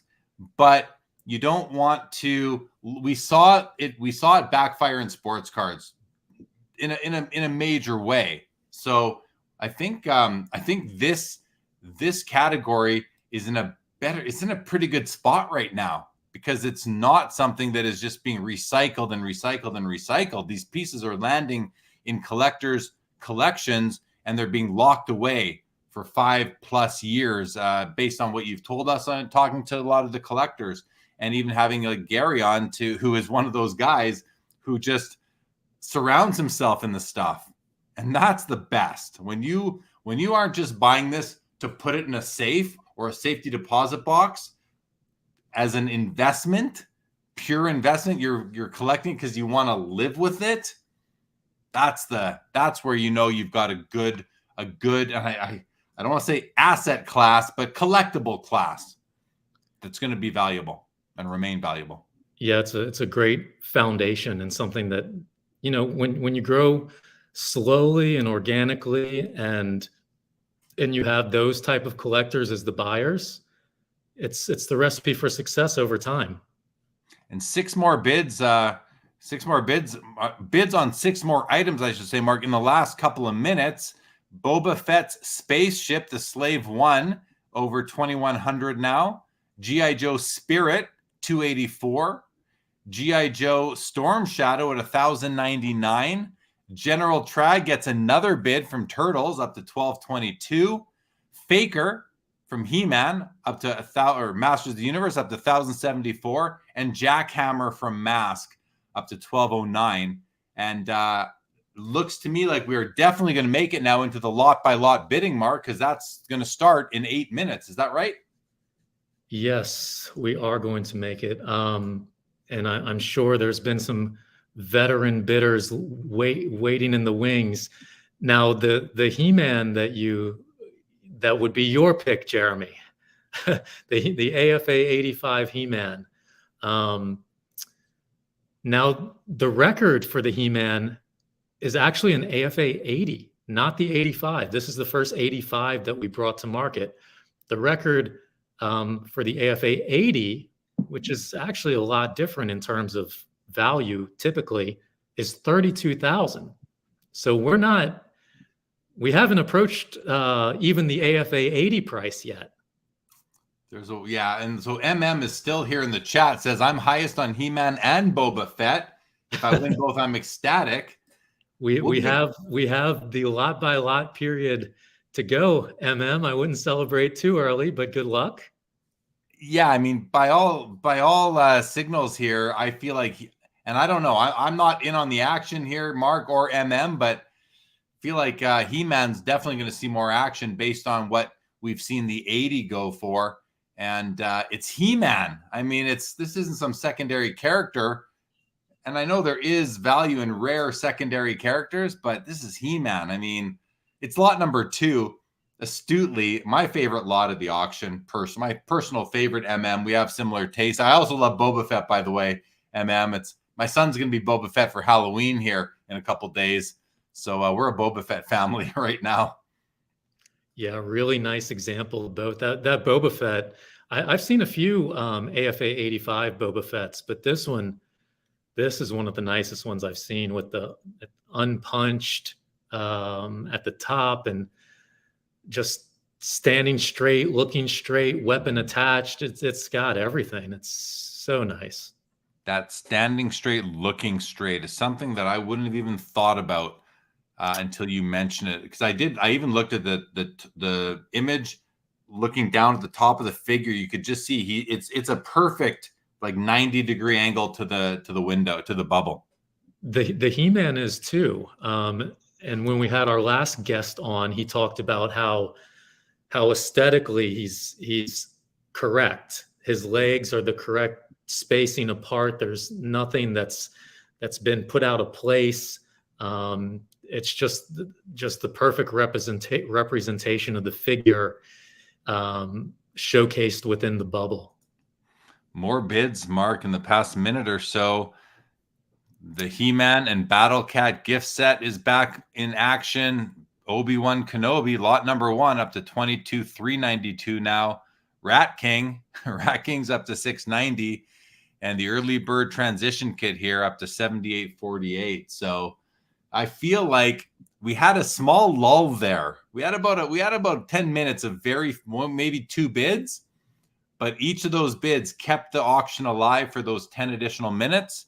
And you know, the real savvy bidders were waiting in the wings, and now I think we're gonna see a flurry of action here. We're about 5 minutes away to see if MM Productions can break out the champagne for two of the top action figures in the whole auction. He's after both the Boba Fett and the He-Man. Good taste. 2 more items getting bids in the last minute or so. The Batman VHS and Castle Grayskull is up to 86.33 now. So let me touch on the Castle Grayskull, because this is, I'm going to try to pull it up can you pull that one up, Jeremy? This is a big piece because it's the first release Castle Grayskull. What makes the first release different is the back of it. The back of it has the 8 characters as opposed to the 12. And the 8-back release is super rare, factory sealed. I want to say we have AFA gave us the population of that. Only 1 graded higher than this, and only 4 red label examples across all grades. That's how rare this is. In 20 plus years. 20 plus years, 4 red label examples, according to AFA. Wow. So this one is well under estimate right now. Estimated 20 minimum. It's at 86.33, so we could still see a lot of action on this one. We had another one in the AFA 80, I think 2 years ago, and it sold for, I believe, 22,000 2 years ago. And, you know, we were a lot smaller. Our following was a lot less than it is now. And there were a lot less Masters of the Universe collectors. There's way more now than there was then, from my observation. That's the only other 80 that I've seen. This is the second one. So I've seen 2 of them in the population of 4. Bids keep coming in, Mark. Switchblade and Obi-Wan. The Castle Grayskull is actually a centerpiece to the Masters of the Universe toy line. There's He-Man, there's Skeletor, and everything is centered around Castle Grayskull. Every image you see of He-Man is with Castle Grayskull in the background. The opening of the cartoon, Castle Grayskull, like Castle Grayskull, He-Man, Skeletor, Castle Grayskull. It all goes together. Look at that. Look at this piece. Look at this toy. Well, that's just a kid's dream. Wow. Yes. First release, super important to keep in mind. Service merchandise, price tag sticker on the top.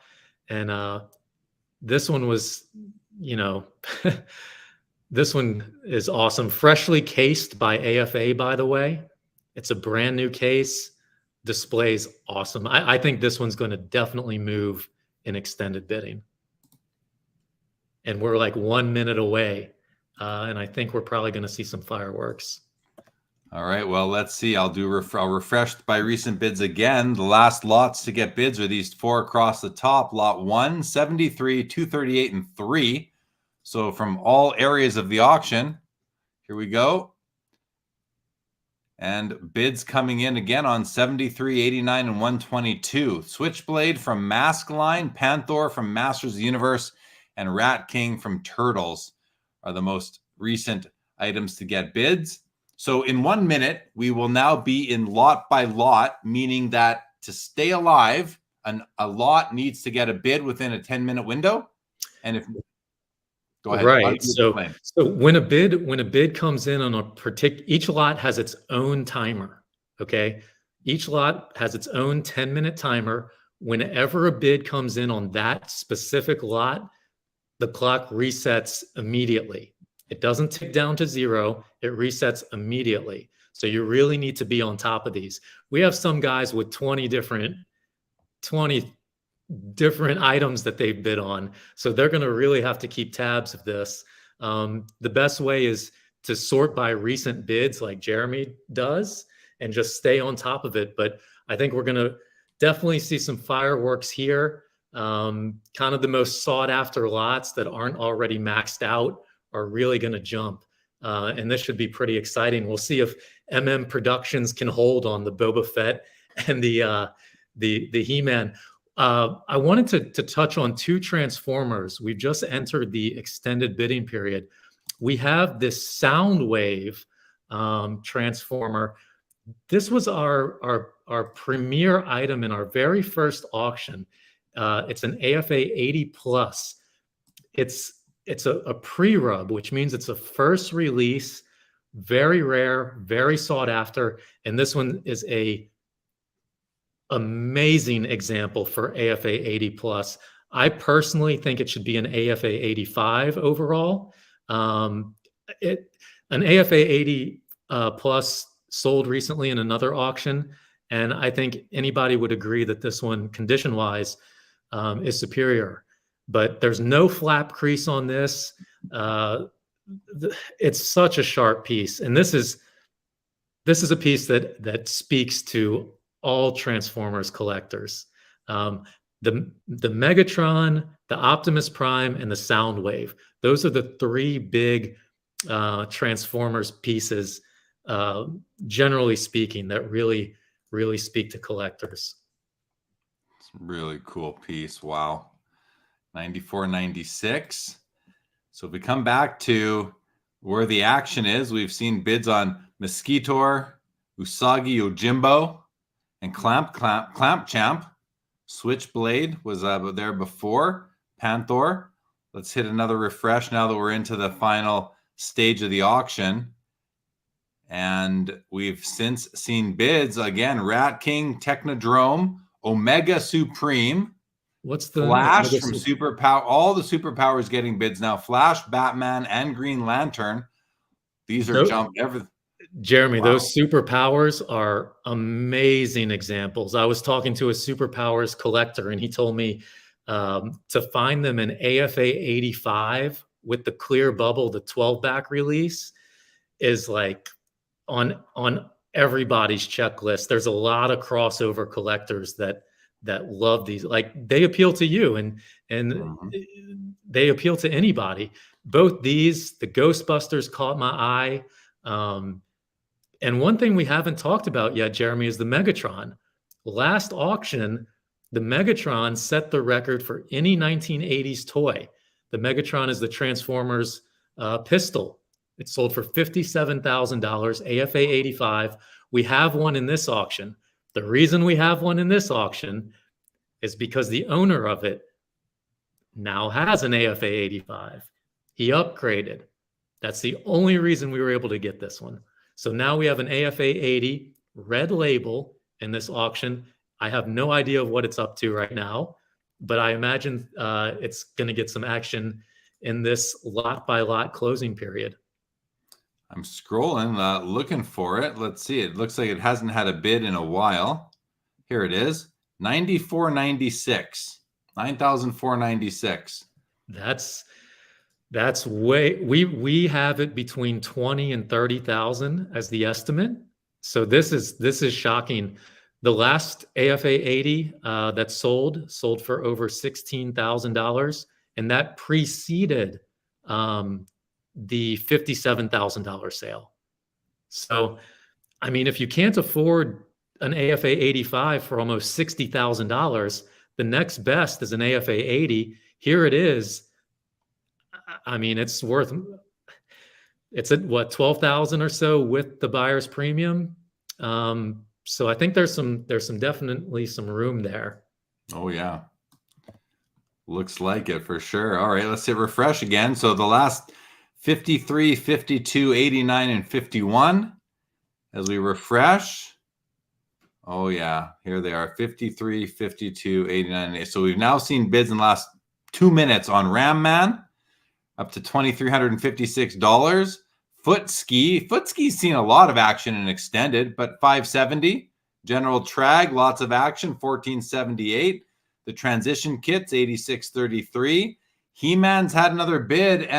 Says, I've been outbid. Well, you can he celebrated a bit early. He was hopeful. I don't blame him. But there's, hopefully you have a bit more room if you need it there, If not, it was a good effort. Technodrome's up to 86.33. Hordak and Grizzlor, which we just talked about, has had some action up to 48.73. Great Castle Grayskull, it's on the rise now, Mark, 10.446. King Kong Bundy up to 161. Brendan Ryan says Megabid might make an appearance tonight. You never know. Let's hit a refresh again. 71, 3, and 24. Two more bids in the last minute or two. GoBots, Leader 1, 1330. I like the GoBots. After seeing that episode of the Toys That Built America, I like GoBots. They did precede Transformers, believe it or not. And He-Man and Battle Cat gift set up to $1,181. There's action happening. Nothing in the last 60 seconds or so. It's always nice to see, it was earlier, but Orlando from A Collector's Dream wished luck to fellow chat member said thank you. It's nice to see the support there, guys. Are you still in on the action? We inquiring minds want to know, are you still in? Are you going to be making another play at He-Man? We'll see. Has to keep in mind that the AFA 80 sold for $32,000. So he was trying to get the AFA 85 for $10,000 less than what was paid for the higher grade, or the lower grade. I'm sorry. Good strategy. If you can execute it. It's hard to steal the best of the best pieces. Yeah, no doubt. Cobra Rattler just got a bid up to 44.30 now. So we're now on individual timers, as Mark explained. So if any item here doesn't get a bid before 7:10 p.m. Eastern, that item will be over. So really, Mark, am I right so far that at 7:10 we will see sold signs on some of these items? I don't know how it appears on the software makes it appear, but we're going to see a lot of items end where there will be no more. You will not be able to place bids. So anything with no activity for 10 minutes will close. Only the lots that have had a bid placed since 7 o'clock Eastern will stay open. The Cobra Rattler, the 15, that is an awesome. You never ever see these factory sealed. It's a 75, but man, there's so few G.I. Joe collectors that have a factory sealed one in their collection. I had this as a kid as a hand-me-down, so I never knew what the box was, but it's really cool to see the box on the Rattler. Well, we've just had bids come in on 9 more items. Masters of the Universe Point Dread is up to $999. G.I. Joe Vamp is up to $887. Mask Rhino, $4,873. Yoda from Empire Strikes Back up to $759. Castle Grayskull gets a bid. Thunderhawk from Mask. Whiplash from Masters of the Universe. Mauler from G.I. Joe. And Boulder Hill from Mask gets a bid up to $53.60. So lots of items still in play here, Mark. That was a big refresh we just did. We're at 7:09 p.m. Eastern right now. So we're almost about to see closings of several items. And here we go. Another round of bids just come in. We've got Superion, the gift set. We got Rat King, Rhino, and Skull Cruncher all getting in on the action here. Yeah, I think Megatron and Soundwave are about to close, which is a shocker to me. I don't think they've gotten any bids during the extended period. Well, Let's see what happens here. Let's let it get just another minute. I'm now showing that it is 7:10 p.m. Eastern, but that might be a few seconds ahead. So let's see what happens here. Bids coming in on Skull Cruncher, Luke Skywalker, Jackhammer, Nikolai Volkov. I remember Nikolai Volkov, Rhino, Rat King. So let's see here where we're at. Lots are closing individually. Okay, we know that. I'm going to just click in on this one right here and just see what the clock is telling us. Here we go. So we are now, I believe we are into because this likely just turned over. That one probably got a bid, yeah. Yeah, so we are now I'm going to refresh one more time, 159, 179. Okay, so if we just scroll down and see, let's try Boba Fett spaceship here. Open it up and let's just see if it's closed or not. Closed. Okay, so this one is closed. Let's try out Clamp Champ. Lot is closed. Just going to close all these other windows here. Let's try Flash. And we're just looking because that's the only way not. Okay, Flash is still open. What about Mosquitor? Closed. Okay, so basically it comes down to Omega Supreme. And Omega Supreme is closed. So what this tells us is that from 51.89 and above, these are the items that are still in play. Everything else is closed. 4, 8, 12, 16, 20, 24.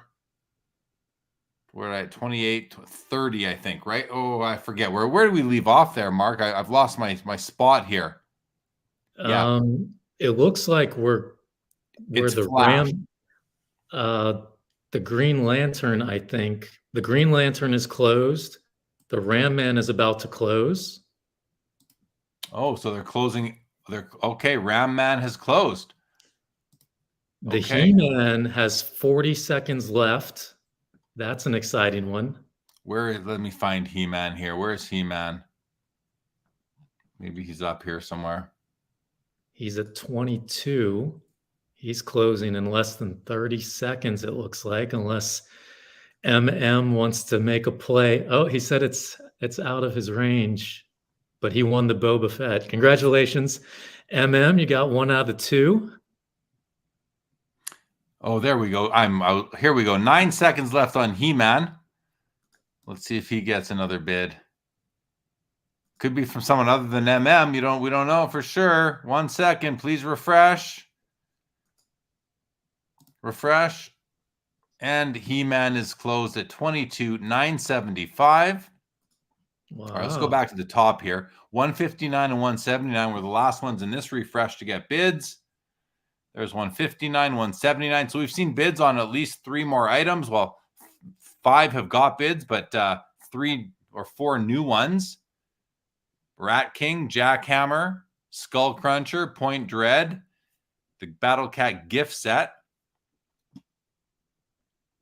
Let's see what's going on with Castle Grayskull.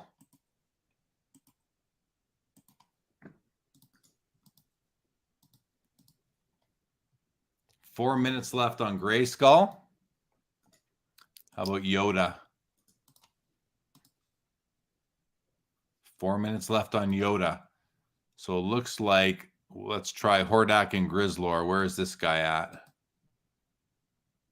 That has closed.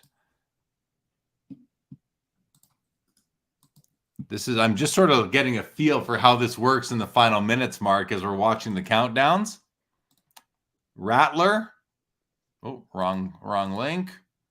Rattler has 2 minutes and 40 seconds left at $4,873 as we sit right now. What about the GoBots? We only had the one GoBots in here, the Leader 1. And it has 25 seconds left. It's at $1,330. Again, as I just learned on the History Channel, GoBots did precede Transformers. And when Tonka was coming up with this line and they were looking for a name, they thought hard about the name Transformers and thought it wasn't good enough. And they went with GoBots instead. And look what happened with that. They could have been called Transformers, and it looks like GoBots Leader 1 is sold for $13.30 plus BP. Jeremy, if you go to the sort by and you go to closing soon, I think that's going to be our best bet. Good call. Let's have a look at that. That shows us everything that's left. Okay. 4, 8, 12, 16, 18 items are left. The soonest one being the Cobra Rattler. Yeah, this is going to be fun. Now we can watch these. We have 1:29 left on Cobra Rattler. What about the Vamp? We have 2 minutes on Vamp. Here, let's just open these guys up, Mark, and we'll be able to go through them in order as they're going to end. Whiplash is still out there. Mauler, Boulder Hill, Superion, Gift Set, Rhino is still alive. Nikolai Volkov still alive in toy form, as is Luke Skywalker, He-Man and Battle Cat, Point Dread, Skull Cruncher, Jackhammer, Rat King, and King Kong Bundy as we test the RAM on my computer. We have a whole bunch of really good mask pieces that are in this second extended period. We have the Boulder Hill, the Thunderhawk, and the Rhino, which are probably three of the four best. I don't know if we still have the Switchblade or not. That's another good one. Where are we at here? The Rattler. Yeah, this one. Yeah. We have this one between 7,500 and 12,500. So it's going to be interesting to see if it closes under that. Well, let's see here. We're still at, that one is closed. That was weird. The clock played a trick on me there, but that one is closed. Let's move on here to the Vamp from G.I. Joe. 31 seconds left on this at $887. Let me just move forward to here. Let's take a sneak peek here on Yoda. It says 1:32, but I refresh. It's 34 seconds left there at 7:59. But let's go back to the Vamp. 13 seconds left here. Still at 887. Looks like this one might just end right there at 887. As we keep on refreshing. Yep, that's it for Vamp. Ends at 887. Yoda, 759, unless we get a bid here in the next 3 seconds. Lot has closed. 759 on Yoda. Castle Grayskull. Ooh, that one is over. That one has ended. It looks like it ended at 11,491 on Castle Grayskull. Wow. Somebody got a really good price on that. Thunderhawk from the Mask line. Oh, so these are, the clock's interesting. Haven't quite figured it out perfectly yet, but we're at 4,873 on Thunderhawk. Whiplash. Let's see, this one's probably over too. 1181 on Whiplash. Mauler. G.I. Joe Mauler does 4,027. Boulder Hill from the Mask line, 5,360. 94.96 on Superion Gift Set. That one has ended as well. Rhino from Mask, 5,360 is still alive for 5 more seconds here. 5,360. Looks like that's going to do it on Rhino. Nikolai Volkov has 25 seconds left. Luke Skywalker, 33 seconds left.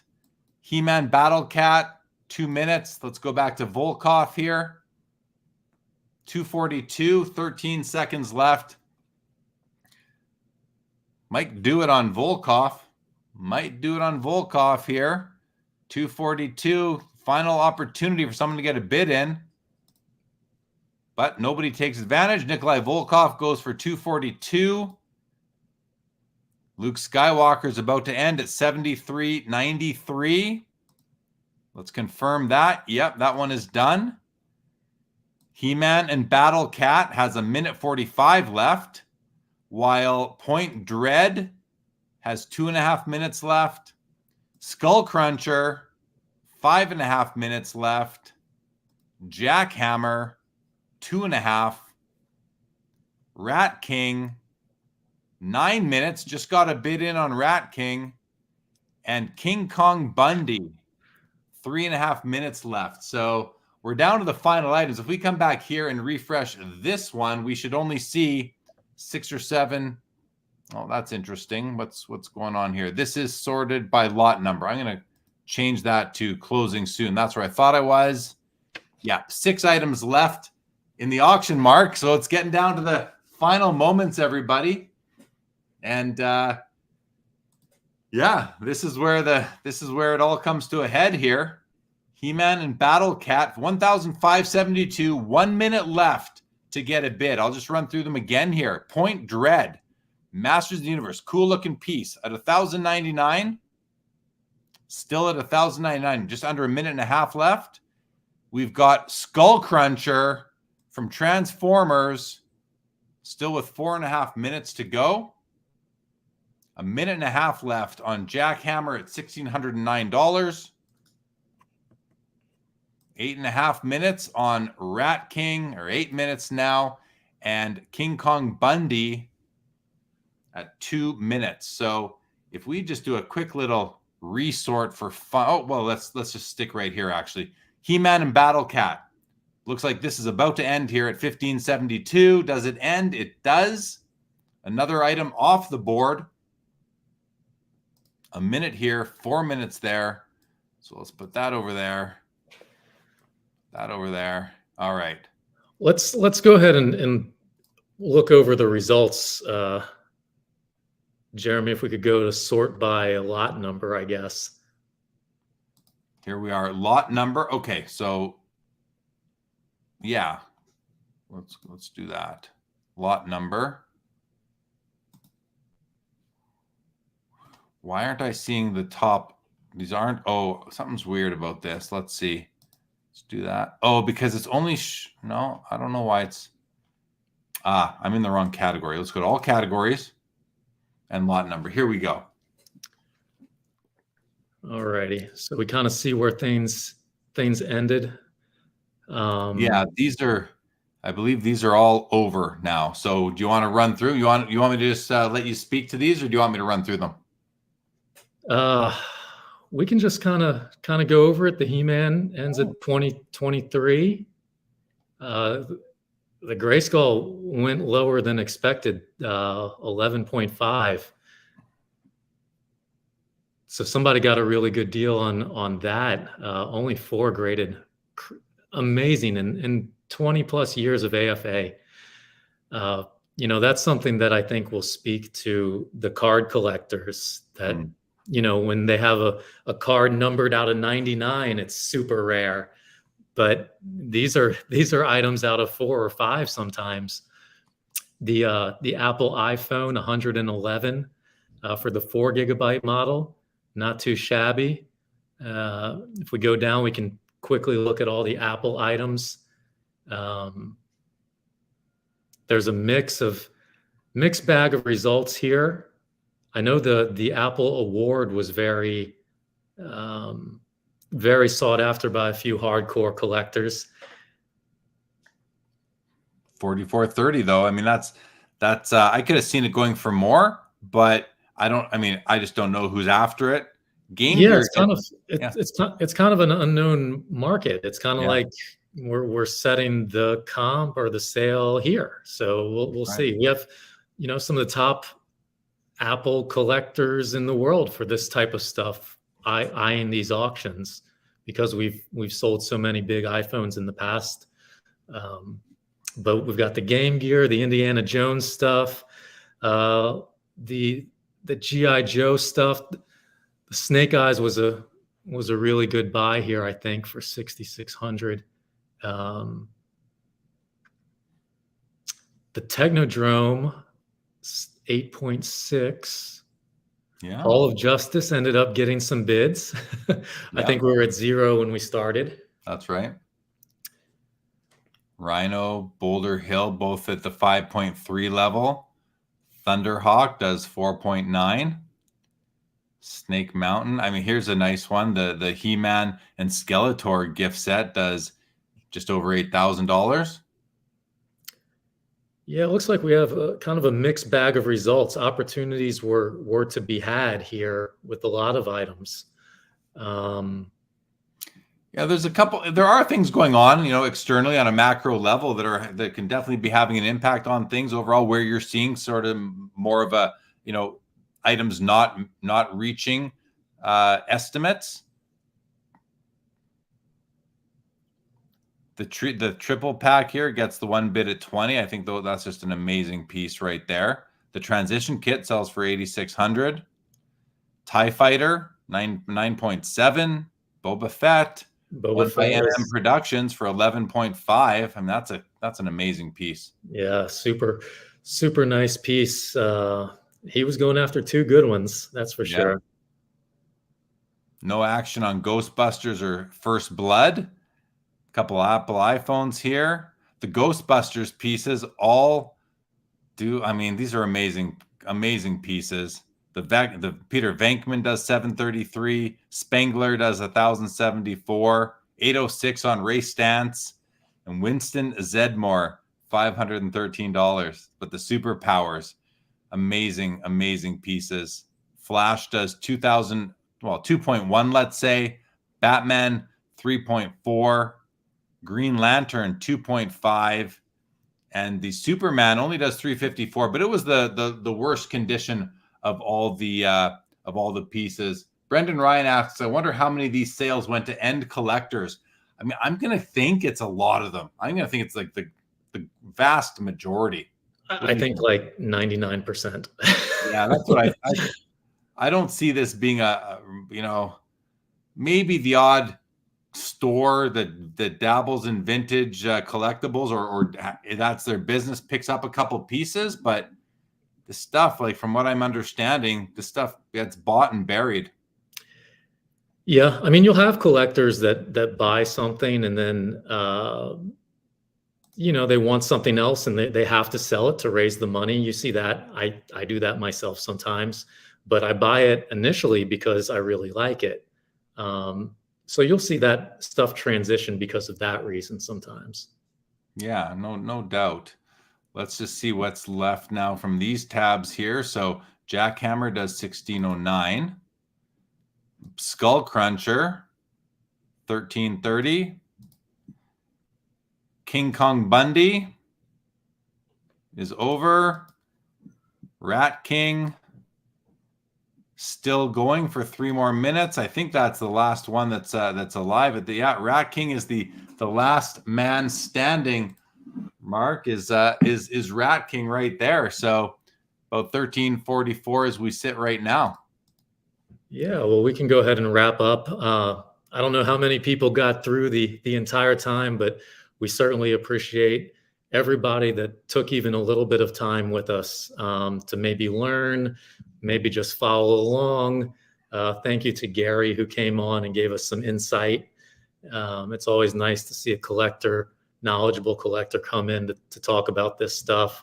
And we have all kind of different levels of buyers here, advanced to people like me that have just learned about in the last few years to people that are brand new. And I know some of Jeremy's audience have tagged along as well to learn. And that's how you get into this stuff. The more you know, the more that's out there, the more appealing I think this stuff is. Yeah, it's fun stuff. I enjoy it every time we do it, Mark. I look forward to next time, and thank you for joining as always. And thanks to Gary, he's awesome to have on. Always welcome back. To everyone who's come and gone throughout this 3.5-hour live stream. Thank you, people, for being here and for your comments and questions. It's been great. So, all right. Well, again, look forward to the next auction, Mark. Good luck building it. And congratulations to all the winners of the items tonight and to the sellers as well. That's it. we'll wrap it up with that. This episode of the LCG Extended Bidding Fall Premiere Pop Culture Watch Party is over. Good night, everybody.